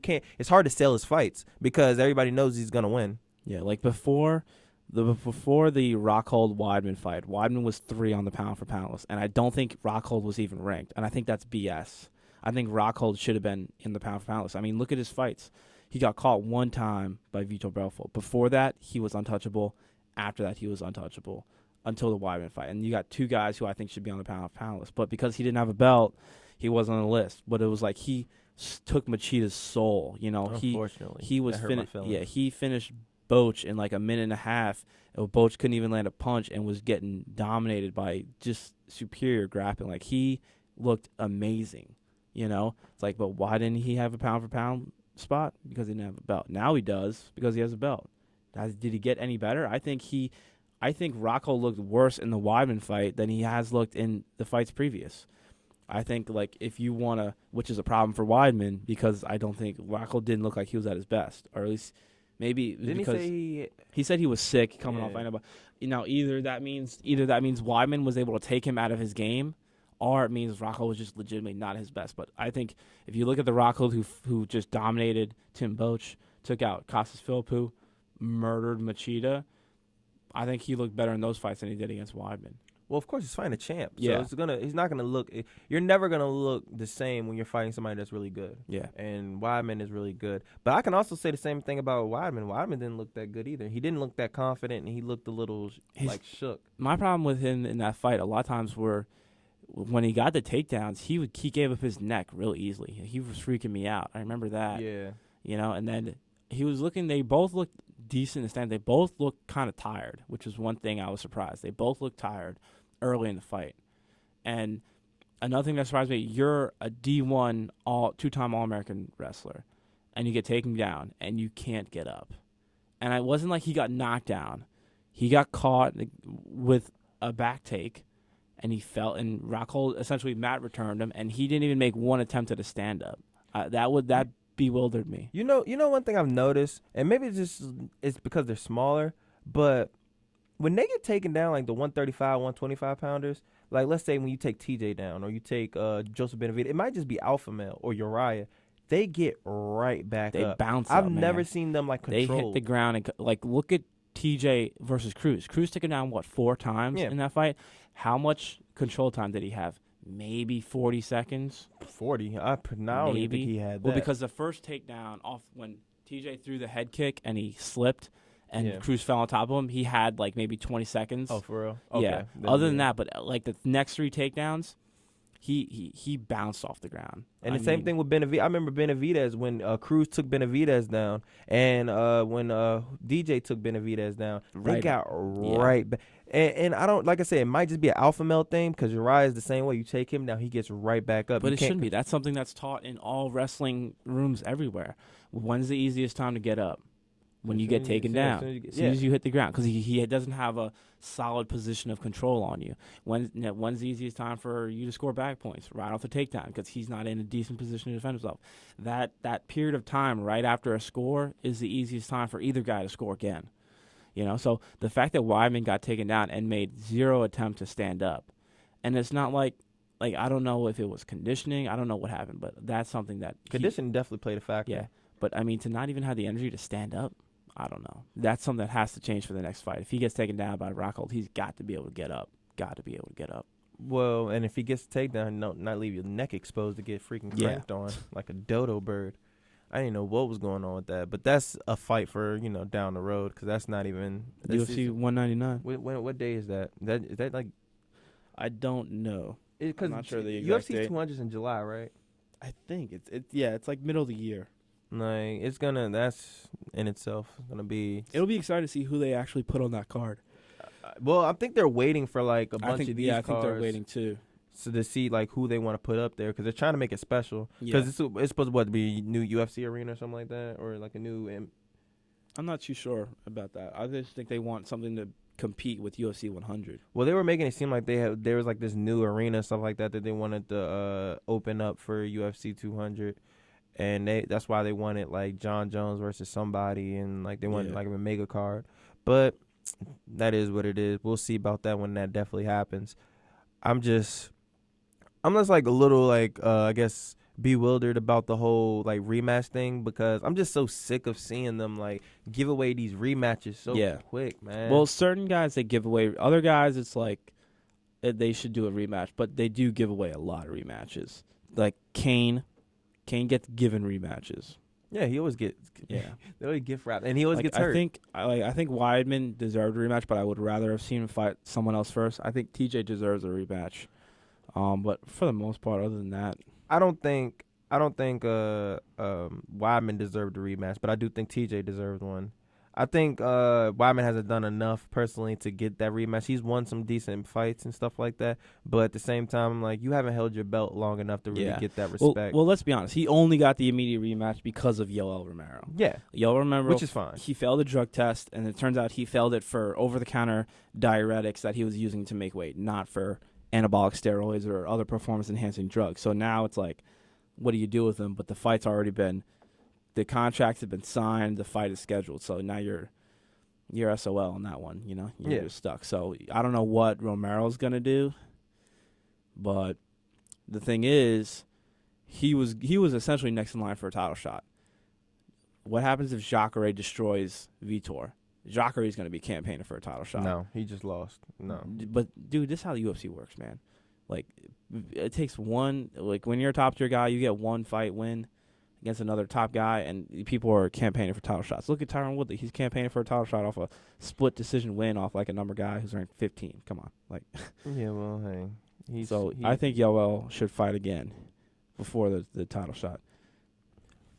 But yeah, the fight is at Las Vegas Arena. Okay. So yeah, it's at a new arena, which is I think gonna be dope. I can't wait to see it. But you think they're gonna? They said don't expect Ronda. She's not gonna be in No, that she card. ain't going to be there. They said she's not fighting probably till like November. She just, like yesterday, they said just returned to training. Yeah, It was creepy. They had some guy in like a cafe across the street taking pictures of her through like the glass Yeah. walls. I'm like, let this woman be, no, man. she's a professional athlete. They do that to all athletes. Yeah. So she'll be fine. It was just creepy to me. It is. I mean, I do think it's creepy. I'm not a paparazzi, but Yeah. that's their job. They find out what you're doing, and it's like TMZ. Like they're gonna find you. Yeah. There's nothing you can do. So like, hey, that's the life you chose. I think I think she's gonna lose her next fight anyway. So I'm just unless Misha wins, then she'll win her belt back in dramatic fashion because Misha Tate is awful in my opinion. I hope Misha Tate beats Holly Holm. I don't know why, man. Because why do you want to see Misha Tate versus Ronda 3? I don't want to see Misha Tate versus Ronda 3. I just want to see Misha Tate shock the world and have everyone be like, what do we do now? I want to see everyone be like, what if Ronda really did just have a bad day against Holly? Like, it'll take everything away from that fight, I think. I'm not interested in that fight whatsoever. I've seen it twice, and it ain't competitive. It's not competitive. It's just an ass whooping. It was a judo. I'm not interested in Joseph Benavidez and DJ3. I'm not interested in no threes unless it was split. Yeah, like that's what it's got to be, man. That's the key. Simple and plain. If they didn't split the wins, or they both were really really close and the other person could have won, I'm fine. But if they both were dominant, I don't care. Like I don't. If it was like, okay, yeah, he won the first fight, and second, yeah, he definitely won the second fight. Why do I need to see a third? We know it's gonna happen. Like, and it kind of sucks for that person because like, oh, you keep getting to that top, to the mountaintop just to lose. Well, hey, maybe you need to go to another organization and win a belt. But this isn't, as long as this person's here, you're not better than them. Simple and plain. And I'm pretty sure that's exactly what like Chad feels or stuff like that now. Yeah, man. Chad is, you gotta feel for Chad. He top fighter Alpha now. male, He's like, man. now what do you do? What is Alpha Male's full of beasts that can't win a belt, man. Like, that's the suck thing about it. Like, they're all, like, their fighters are great. Like, top notch. I feel bad for them because they're measured by the fact that they don't have a belt. But it's like they have a top guy in every single division. What other camp is like that? You know what I'm saying? Like, the other camps, like, they can look at, like, TriStar, with the exception of, like, Greg Jackson, who has, like, a couple belts, and they have top guys in every division. Like, if you look at, like, other camps, like, they have, like, some of these camps have, like, one top guy. Like Sarah Longo out in Long Island. They have Weidman, who was the champ. Besides that, who do they have? You got Duke Rufus. Yeah, they got Pettis, and they have a bunch of like other camps because they have one belt. They're considered like really good, and then Team Alpha because they have no belt, they're not considered on the same level. But they have guys in all the lightweight divisions who are just murderers. It's like they are a great team, and no, they're definitely a great team. That's it's what I'm sad saying. that they're just regarded in that way because they can't win a belt. I mean, I think a lot of people respect them because you can learn so much at that gym. One, your grappling is going to be great. Oh yeah, and your guillotines is going to be dope. Like, you're going to learn how to get out and get in them. Like, they're going to learn a lot of stuff about them. So I mean, I think their camp is absolutely dope. So like, I don't feel like everybody respects them enough. It's just that when it comes to title shots, they just can't win the belt. Yeah. And it's not even because they choke or something goes wrong. Fighting better fighters. They're fighting better fighters like DJ, Cruz. Like, hey, even Barao when he was champ. Like, Barao. He's a tough dude, man. Like, he's not. It's not like he's something. It's like all because TJ made him look really bad. I think Cruz would have made him look bad too. Yeah, they have this style to do it. Like, and by the way, Cruz's defense. I rewatched the fight. It's just absolutely ridiculous the way he moves out of punches. Yeah, I rewatched it too. It's a great fight. I've been rewatching a lot of fights lately on Fight Pass. He has Fight Pass, everyone. Yeah, Fight Pass. If you don't have it, you need to get it. If you can't He's an endorser, man. If you can't get it, you need to find a girlfriend who loves you and will buy it for you, like I do, because it is amazing. It is like literally, I sit in my room like I got to do a paper, so I'll sit there and do my paper, and I'll just play fights, just watching the technique. I love watching people's skill sets, man. I spent the other day, I know you hate him, but I probably spent 3 hours doing homework and watching Jake Shields fights. Because, now I know you hate Jake Shields, but it is absolutely amazing how this guy who is able to use jiu-jitsu and wrestling and grappling to subdue amazing fighters. He has wins over everyone in the top welterweight division right now in the UFC. Robbie Lawler, Carlos Condit, Tyron Woodley, name more of them. He's got wins over him because of his grappling. It's amazing watching him. I watched this fight with Dan Henderson. Oh, my God. Have you ever seen that fight? Yeah, he almost got knocked out the first 2 minutes. Dude, he almost got knocked out the entire first round. It was like 4 times he was like almost knocked out. Comes back and literally sits in the mount on Dan Henderson, beating the hell out of him for the next like 3 rounds or so. Like wins. That was an amazing fight. Like, he almost got choked out by what was his name? Psycho dude. He was in UFC for a second. Oh, Mayhem. That was a good fight Yeah. too. Yeah, he almost got choked out by Mayhem. You know what's a really good fight? I watched him versus Damian Maya. That was a jiu-jitsu piece of artwork, man. I appreciate all skill sets when they're able to work in the cage. Yeah, I love So- jiu-jitsu fight. Like when Gunnar Nelson fought Damian, even though it Mhm. was dominated. Like, you know, people remember we were in the room and everybody was Yep, just like, it "Oh, was this like fight this. wasn't that good." I was like, Dang, he's you're dominating the shit out of yeah. him. I like this So right now. I love Fight Pass, man. Love watching old fights and watching skill sets and everything. It's great. How do you feel about the upcoming Silva versus Bisping? It depends on what Silva shows up, man. I think it's the same Silva that showed up against Diaz. I think Bisping can steal a decision from him. 5 rounds? Mm-hmm. He couldn't finish Diaz, Silva and Diaz but Diaz came has at a him. better chin than He Bisping. he does, but Diaz came at him. Bisping's going to be elusive. He's going to be stealing points, and I know. And let's be honest, Bisping, he's got balls, but he's also very smart. Bisping knows how to win decisions. He knows how to fight. Bisping knows he's not going to go out there and knock out Anderson Silva. He knows he can go out there and pitter pat and leg kick his way to a decision win, though, against a champ who isn't the same. So if the same Anderson shows up that murdered, Chael Sonnen in the second fight, or the same Anderson of the past shows up, Bisping's in trouble. But if the recent Anderson shows up, I honestly think it's going to be a boring fight. I think a lot of people are going to hate it. I think Bisping is going to win by decision. I think he's going to be It's very on Fight Pass too. Yeah, it is. It is. I think Bisping's going to be elusive.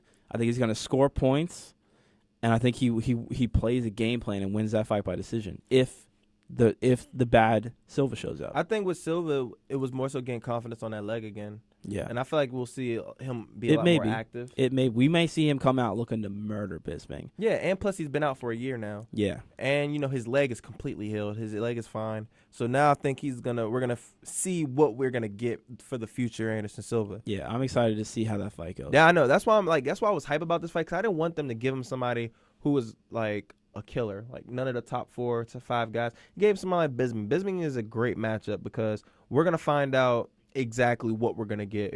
If Anderson still have a little left in the tank to at least be competitive versus some decent guys. Now, if he comes in looking sluggish again, Yeah. then I honestly think he need to retire. He's not going to. It's a weird fight because think about it. Bisping, win or lose, he doesn't lose much from the fight. Think about it. Like Bisping, where he is right now versus where he comes out, if he gets massively knocked out in the first round, then he'd probably lose some credibility. I think more so people would talk more about Anderson Silva Yeah. than Michael Bisping. Mm-hmm. So it's like win or lose, Michael Bisping. Win, Michael Bisping does gain a lot of cred for that. Yeah. Even if it's a subpar Anderson Silva, it's just the name. He's got to win over that name. Yeah.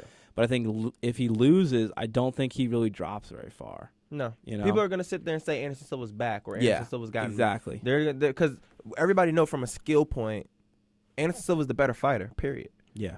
So we don't expect Michael Bisping to win unless Anderson Silva is not the same. And then it's like, okay, well, hey, Yeah. you beat a guy that clearly isn't the same guy. But if you lose, and also it's like if Anderson Silva can't beat Bisping convincingly by finish, what chance does he have against Weidman again and Rockhold? and we saw what Rockhold and did to Rockhold Bisping. murdered Bisping like a man playing with a child. Yeah, it was pretty sad. Yeah. I felt bad for Bisping, and I don't even like it. Bisping ain't the most likable guy, but it's like, hey, this dude got So annihilated. it's kind of like a testing the waters fight for Silva.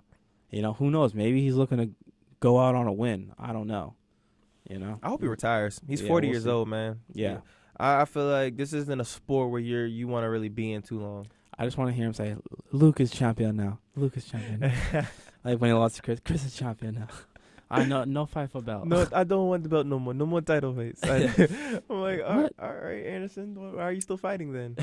Like, I didn't get that whatsoever. But it's a 5-round fight, so I hope he can get a finish, man. I haven't seen an Anderson Silva finish. It'll be dope to at least see one more, man. Hey, we saw them both in the Weidman fights, though.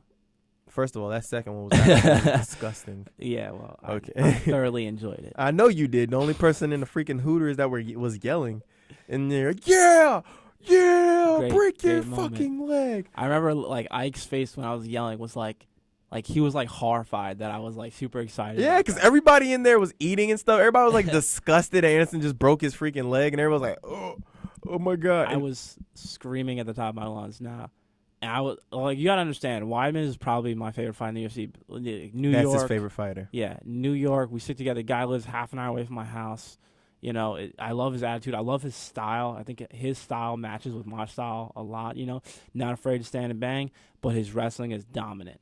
You know, I love his style. So he's my favorite fighter. So obviously him winning is a big deal. Yeah, like, mind you, everyone, he got pissed at me because I said they should stop the fight when he was getting fucking mauled for 2 minutes in the third round. He's like, shut up, Josh. He doesn't need us. So he's fine. I was like, are we watching the same fight? For the record, Weidman never broke his guard. Even though he was mounted for like 2.5 minutes getting beat the fuck out. It doesn't matter. He was still intelligently defending himself. No, the hell he was not intelligently defending shit. He was guarding the whole time. Intelligently He was doing guarding. He was getting. Josh, I will never submit to that. All right, I will fight this. Chris Weidman could walk in here right now and be like, "Yeah, I probably should. Herb should have probably stopped it." I say, "No, Chris. No, Chris. I watched the fight." I was like, I was feeling bad because it was like 2 minutes. He was eating elbows, punches, and I was like, you're gonna get him like JDS. Like, you don't, and that's why I was just like, you should want him to get this fight ended because he's gonna look like Junior Dos Santos and never look the same again. Ever since those 2 Kane ass whoopings, Junior has looked horrible. Yeah, he hasn't looked the same, and he's like punch drunk. Now, like, I think if this was the old JDS and he fought Overeem is getting knocked out ASAP. Yeah. Especially since Overeem has a bad history of getting knocked out. Exactly. If you saw JDS, he's slow. He's like, you know, his head's just not in it. It's just like, who is this old man? Like, why are you fighting right now? Yeah. Like, and I feel bad for him. It's like one of those, I think he's going to have, I personally believe, like, when he gets older, and I hope he's not, and, like, I'm just saying this because I think just from, like, the way he comes off, I just think he's going to have really bad, like, brain damage when he gets older. I think he's going to be like Muhammad Ali. Yeah, it could be, especially, you know, heavyweight division. Even the jabs we're talking about that division are hitting heavy. Exactly. Like, the brain can only take so much. And if you've seen the Kane fights, he took a beating. If you've seen The Goonies and you know who Sloth from The Goonies is, there's a picture of JDS after the Kane fight and then sitting next to a picture of Sloth from The Goonies. I think the second one. Like the one where he got beat up real bad but didn't get finished. No, that's the second one. Yeah. So it was the second one. And they look almost like twins. Like he got beat so bad, he got literally beat retarded like in that fight. Like it sounds bad to say, but it was one of the worst beatdowns in UFC history. Yeah, like it was 5 rounds of just straight annihilation. Yeah. And it took away his career. It literally took years off his career. Yeah. For sure. And then he did it again in the third fight, and it was worse. He got finished that time. Yeah, he got finished by knocking himself out. Yeah, he went for a guillotine. Kane literally just rolled him off, and he couldn't get up. Like he laid on the mat, took like one punch in the fetal position, and the ref just waved it off. Like, and I was feeling bad for him. I was like, dang, man, to go out like that. Like it really was a TKO, but it really wasn't like a.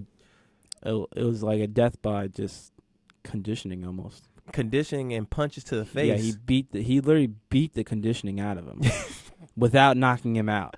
That's crazy. Like, yeah, it was really bad, and I was like, yeah, he might not. It was so bad. I don't think Dana has ever told a guy, I think outside of like Chuck Liddell, that all right, you're not fighting for a while because of the beating he took. He literally told JDS that you need time to chill because. And he did, man. Yeah, and he made him sit for like a year. They like was working with him. It was like, hey, we don't. And then after he fought Stipe, they was like, yeah, you don't need to consistently fight anymore. You have to like take your time and come back because you're just not the same guy. Exactly.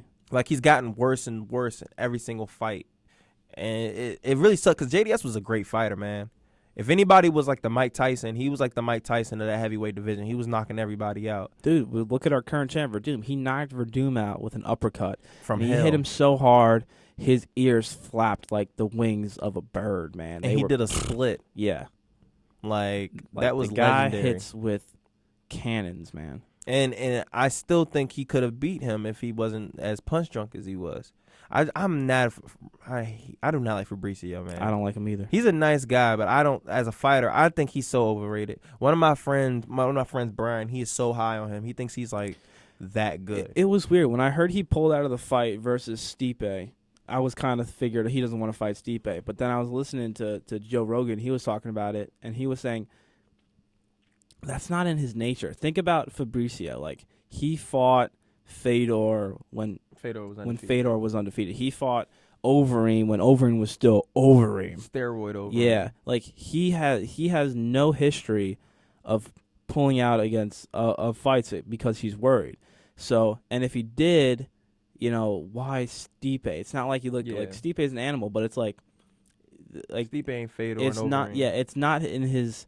So that's why Joe Rogan thinks he was probably really injured, and he was just sucking it up because of Kane. He couldn't pull out Kane because then Kane would think he doesn't want to fight him, and so he was really just sucking up to fight Kane. But as soon as Kane pulled out, he's like, oh, it's not worth it. I'm pulling out, and I think that sounds accurate based on that reasoning. But still, if he had to be seriously injured, because if you're champ and you don't want to fight somebody, man, that's not a good sign. Yeah, that's a great point though, because I will more than likely pull out fighting steroid Overeem, because back when he fought Overeem, that's when like everybody was terrified of this dude because he was taking out everyone. Yeah, and he was humongous. Like, not the flabby Overeem that we see now. This is like jacked. What the heck are you taking? The Overeem? common term was horse meat Overeem. Yeah, like this dude was like just. Yeah. I was like, he has to be juicing because there's no way he's that humongous. There's a picture of him on, I forget what magazine, maybe a UFC magazine, but he's like by a pool, shirtless, looks like the freaking Iron Giant of human beings with an alligator like over his back, kind of like a squat bar would be. Yeah, He's got an alligator like this. It's a famous picture, and he looks huge. And that's about the time where he fought him. So it's like, yeah, it's not in Fabricio's nature to pull out of a tough fight. So he must have been injured. But still, regardless of that. By the way, he fought like a bitch Yeah. that fight though. Regardless of that, I still don't like the guy. Because that pissed me off. That made me lose a lot of respect. I hate that whole pulling guard thing. Oh yeah. Like, it's if you're gonna pull guard, like do it like Charles Oliveira does. Like he'll grapple you and then he'll force you into his guard. into a submission Yeah. into his guard. He doesn't just pull guard for the sake of just laying on his back. Like he'll actually. Oh, by the way, another guy who I really bang with, and I think is like a dope fighter. What is his name? He just fought the Carlos Condit fight, and he was losing really bad. He fought. Who did he fight? He fought Diego. They call him Triangle Cities or something like that. Freak. I'm gonna look it up. But this guy's like, he's really exciting. Even though he was getting beat by Diego, which isn't the greatest thing to be, you don't want to really brag about that. Yeah, Diego's not exactly a top tier fighter. He's not a right top now. tier fighter. Not but at all. At the end of the day, the guy is an exciting fighter. And he's a guy that I like, and his submission game is dope. Like did you saw the Carlos Condit card, right? Yeah. That was when Stipe knocked out Andre Arlovski. I called that too. I knew that was gonna happen, but I wasn't overly impressed with that fight card up until the main event. Brian Ortega. Brian Ortega, okay. He fought Diego Brandao. And I remember in the third round, I was like, he's going to submit him because he realizes standing up, he's not doing it nowhere near as well as he thought. So I was like, he's going to have to go for all out for submissions. He went after him for the submissions, and he tried to get the Darce choke. Didn't work. And then somehow got his back. And I was like, oh, he's about to get him in the triangle.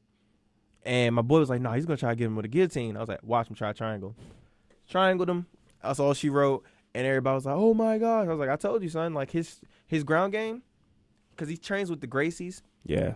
Absolutely ridiculous. He's a guy that I would say watch out for because his striking isn't bad. It's just not there yet. But it's going to only get better. But his submission game is absolutely ridiculous. That's just a guy I like to watch out for. Yeah, man. When you have a solid submission game, you're in a good spot. Yeah, Good because, spot. I mean, once you're comfortable on the ground, sometimes the only thing is when you're too comfortable, like Pettis. He's too comfortable on the ground. Sometimes he needs to get up because he can't submit everybody. Yeah, you have to be aware that if you're laying on the ground and the guy's dropping punches on you, even if they're glancing blows or light blows, you're losing a decision. You're losing a decision there. The judges will not give you a win laying on your back. So you have to be aware of that if you are this heavy jiu-jitsu fighter who likes to work from the bottom. You gotta finish him, or you're gonna lose a decision, or you have to get him down and get a reversal and or work from top. Yeah. What you have to do. And that's one thing some of these jiu-jitsu guys got to understand. It's not a jiu-jitsu match. You're on your back, you're losing. So simple and plain. That's probably the biggest transition. But outside of that, when you have a dope ground game, it's striking comes along. You just got to be patient with it. Just don't be like Ronda Rousey and just try to box. Because then you'll fight somebody that you'll be in trouble. Then you'll get kicked in the face and your soul taken away from you. Yeah. And everybody making fun of you. Which is, hey, you get put in the limelight. Nowadays, man, so this is not the time to be in the limelight and then take a mean L, like an embarrassing one. Because they will. Yeah, people are savage, man. You saw when Ronda Rousey lost, you saw the haters come out. You saw it. I don't even follow football, but you saw in the Super Bowl when Cam lost. Yeah. All the haters came out of the bushes and the pits that they were living waiting in. For some, just waiting to say something. Yeah, and I hate people like, if you're gonna be I'd rather you just be a consistent hater than just like hop on just because everybody's doing it. Exactly. That's what pissed me off, because I'm actually a big football fan and I'm a Carolina Panthers fan, and so Cam Newton is my quarterback. So I was getting pissed when people just randomly wanted to say, oh, he's messed up for walking out, he's messed up for this and that, and I lost respect for him for this, and I'm like, shut the hell up. Exactly. What do you mean you lost? Like Cam Newton gives a shit what some random ass fake fan thinks of him in the middle of nowhere who's a nobody. Yeah, like you really think that matters? I was like, get the fuck out your feelings anyways. Who are you to tell what another person's supposed to do in an interview when the person's asking the same consistent ass questions? Exactly. And you just lost the biggest game of your life. Like, at the same time, like, right afterwards, the UFC, like, let's say you lose a title belt. And first of all, normally when you lose, you're not even up there unless you're the main event. Then they'll sometimes have you up there. But even then, what is it? The interview was probably like an hour after the fight. Yeah, the post-fight press conference. Yeah, it's like an hour after. Cam's was literally right after the fucking game. Yeah. And the thing is, like, I saw, like, the thing you posted of his quote, like, show me a good loser, I'll show you a loser, which is actually a Vince Lombardi quote from back in the day. Which was funny. People try to complain about that, talking about some, oh, he's fucked, he's stupid for saying. I was like, actually, that's a Vince Lombardi quote, and I'm pretty sure nobody complained about it when he said it. Nobody complained about it when he said it. But the thing, and then people are like, oh, he was disrespectful, or this and that. Like, dude, this is, like, you're a fucking nobody. Cam Newton, this guy that's his life. That is his everything. That was, when you work night and day, you put your soul into something and you have that taken from you, like, that is something that the average person they can't relate to. So to them, it's like, I hate when people equivalent, like, sportsmanship and, like, respect. Like, sportsmanship, man, I've been saying this for a long time. Sportsmanship it's imaginary. It's a made up thing, and it's made up by losers for losers to make losers feel less bad about losing. When's the last time John Jones said anything about sportsmanship? He doesn't. When's the last time GSP said anything about sports? He doesn't. Nobody talks about sports. No champion talks about sportsmanship. The only people who talk about sportsmanship are haters and losers because they want to feel better. That's it. Yeah, and everybody isn't gonna handle a loss the same way. Exactly. I was like, for example, like personal reasons. I remember Ryan. Ryan used to wrestle for us. He's now wrestling for Maryland. He's the worst loser I've ever seen. And when I say worst, like, when he loses, he'll get pissed and he'll storm out and he'll try to break stuff and all this other stuff. And I remember one time I was talking to him, I was like, son, like, you lost, get over it. Like, you're fine. You're still a great wrestler. Nothing's wrong with that. Like, why are you acting like this? He was like, bro, this is what makes me who I am.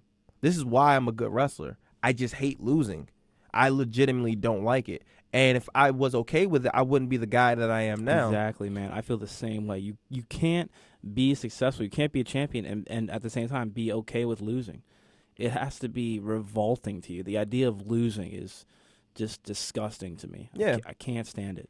And that's the way certain people are. And as soon as he said that, I was like, okay, I'm still gonna try to help you from not breaking stuff and all that. But I understand when you get a fit now, because At the end of the day, that's your mental makeup. That's why you're the great wrestler that you are. That's why Cam is the great football player that he is. That's why people are as great as they are, because they literally hate losing. He's one of those guys. So people want to get mad at a person because they hate to lose. You know what? And that's why I was just like, you know what? Everybody in the Panthers organization is fine with Cam.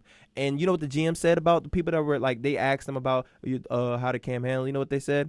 They said, I want people on my team that hate to lose. I want us to be late to the airport because they're too busy in the locker room mad that they lost. That's what kind of players I want. And as soon as he said, I'm like, that's why I like being a Panthers fan, because that's exactly what if I have a team, if I was a coach, I want exact same thing. I want people that hate to lose. I don't want people that's like, oh, yeah, well, I tried. No, I want people to sit there and say, Exactly, you know, man. I'm getting better. I don't even want to talk about it. And that's what it has to be. You have to hate losing. I hate losing more than I hate anything on this planet, man. I hate it. You have to have a passion, man. Passionate hate towards losing. That's what makes Michael Jordan Michael Jordan. You think he was okay with losing? This dude has never, first of all, he's never been to a game 6 in NBA finals. He's never lost in the finals. He never even been to a game 6. That right there shows you the competitiveness. If you talk to him about losing, what? Yeah. I hate losing. Like any all-time great in any sport, they're not going to be okay with losing. That's just, people say, oh, everybody loses and blah, blah, blah. Well, hey, that doesn't mean you have to be okay with it. Imagine if Floyd lost. You think he'd be okay? Nope. Like, come on, man. Losing, nobody handles losses. Everybody handles losses differently. Don't get mad because other people like to lash out or people just don't want to be bothered. That's how I look at it. Exactly. And don't try to put yourself in another person's shoes. Because you don't know. You don't know. Like, seriously. Like, when and what's funny to me, half the people that bitch about aren't even athletes. No, they're not. They're just, they want to be involved in that group. Yeah, man. they're just fans. Like, come on, man. And then I hate those hop-ons that were athletes, but they're just not as good as that athlete, so they want to hate. Yeah, there's a lot of people like that out there, man. Like, okay, like, oh, I know what I would have done. Yeah, because you're used to fucking losing. Like, some people who aren't used to losing handle losses well. Don't handle losses well. The Panthers lost twice the whole year. He was undefeated his senior year in college. He was undefeated the year before that when he was in JUCO. The guy's not used to losing. People who aren't used to losing, when they actually lose, they feel like their world ended. Like, that's just the way it is. Just like if you was undefeated and you freaking lost in the championship. Yeah, man. It's like taking your soul, man. Like, you lose purpose in life. Yeah, like you honestly might cry. You might get pissed. You might throw stuff. You don't know. But I can tell you one thing, your heart got broken. Like, it's basically a 10-year marriage and it just ended. That's exactly how it's going to feel. Yep. Like, I've had like heartbreaking losses before. I've lost before and I was just like, are you kidding me? I can't believe I did this. And it stuck with me for a long time. Some people like live losses down for years. Like, you literally don't know how much a loss affects certain people, especially when you're passionate about stuff, all because other people are careless about, you know, sports or stuff like that. You can't take that towards somebody else who life is revolving around it. Yeah, you got to be mentally, you got to be able to deal with that. And mentally, you can't let the haters, you can't let them get to you, man. You can't let them get to you. That's, like, key.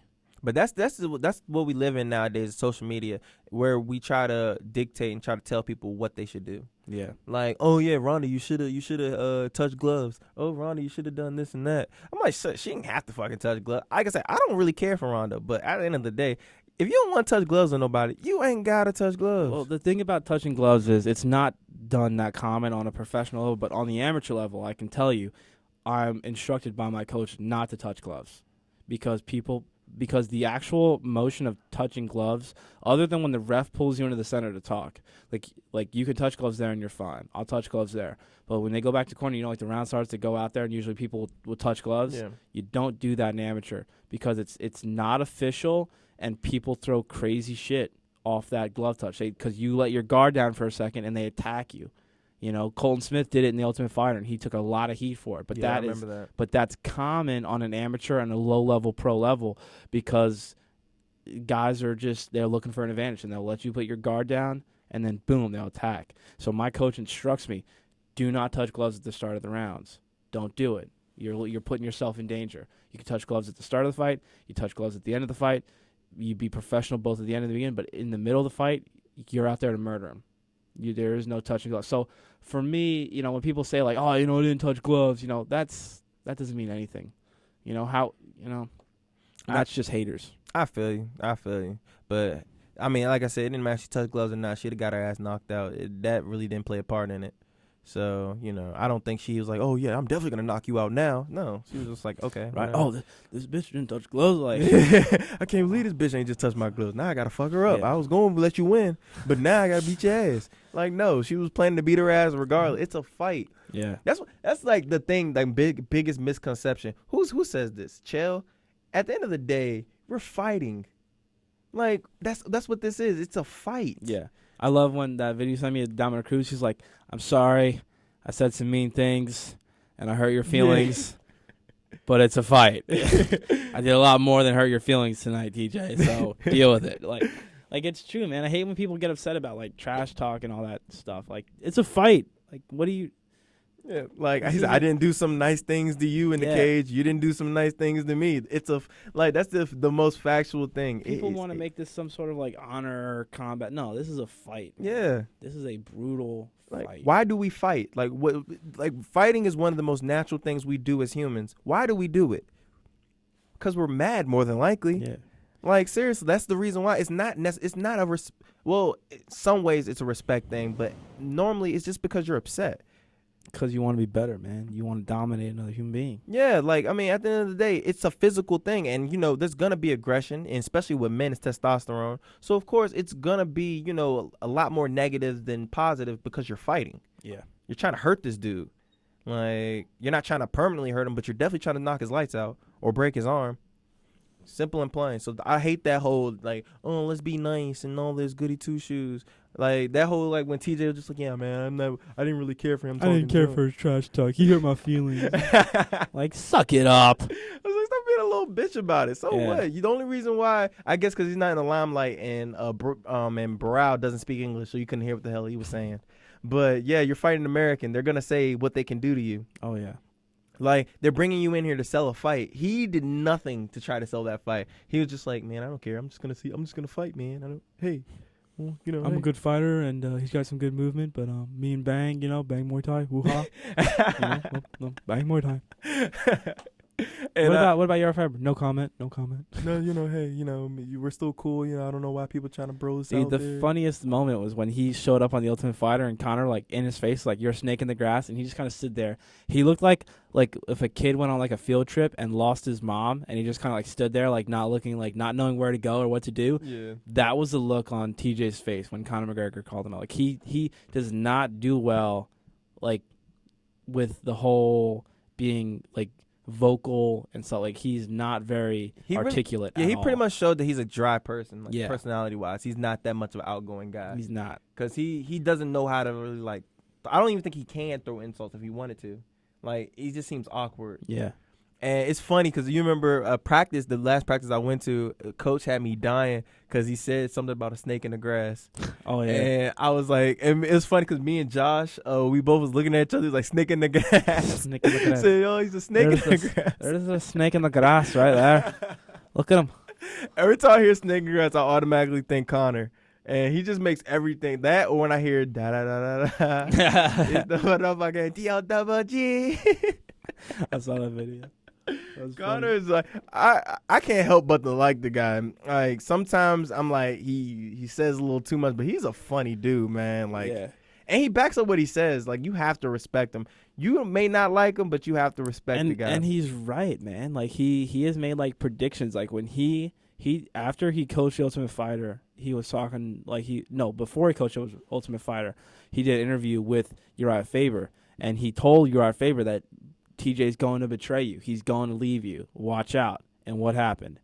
TJ left and went to Team Elevation Fight Team. Like, he called that before it even happened. Like, the guy, he knows what he's talking about.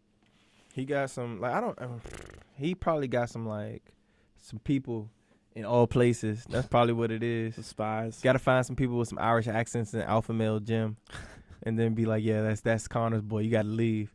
No, I didn't tell him anything. No, you told him you got an accent. We know you talk to him. Leave. Like, that's exactly probably how it went down. Could be. But I'm like really hyped for, like, some of these upcoming fights.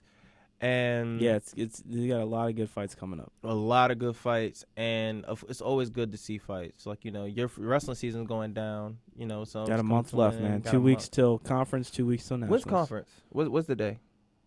I don't know. Because I was about to say, like, I was wondering, is it going to be the same day as Connor's fight? I hope not. Because it's March 5th.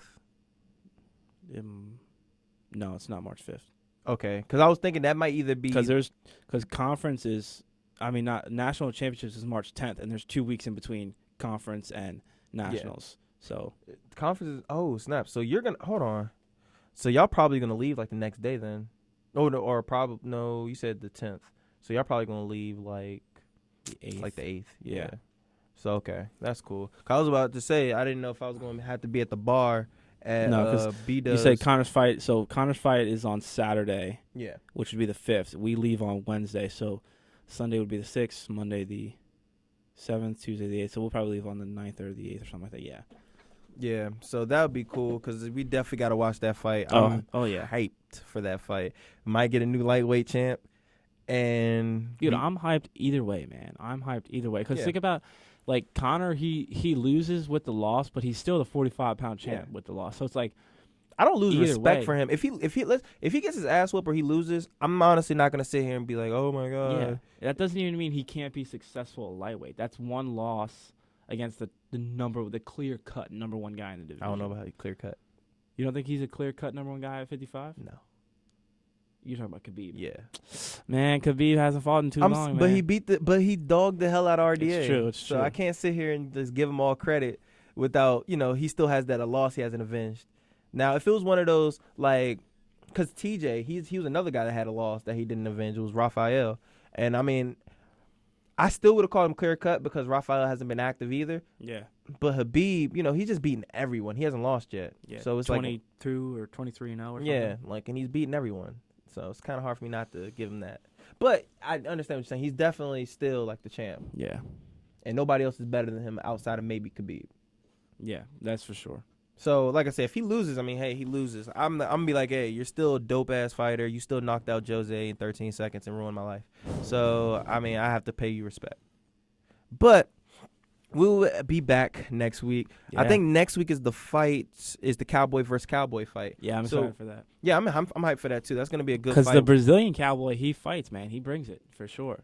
He's an awkward guy, but he is a But fighter. is that fight at 55 or 70? 70. 70, okay. So this is Cowboy's first fight at 70, and I think the other Cowboy has been fighting on and off at 170, 155. Yeah. So it's gonna be an It'll be interesting a good fight. fight. It's basically two 55-pounders fighting, so that Who fighting at don't have to 170. cut weight. Yeah. So we'll see what happens. So honestly, that should be an even more exciting More fight. exciting fight. So I mean, I'm hyped for it. They're Yeah. both exciting fighters, but Dude, we'll Cowboy Cerrone could fight a heavy bag, and I'd watch it, man. Like, he's just that exciting. He's that good. He's got that good striking, that good technique. I can't really think of too many boring fights he's been in. So Nope. yeah, I can agree to that. But like I said, we'll definitely be back next week to talk. It's been real, everyone. Yeah, till next time. Until next time, y'all stay blessed. Deuces.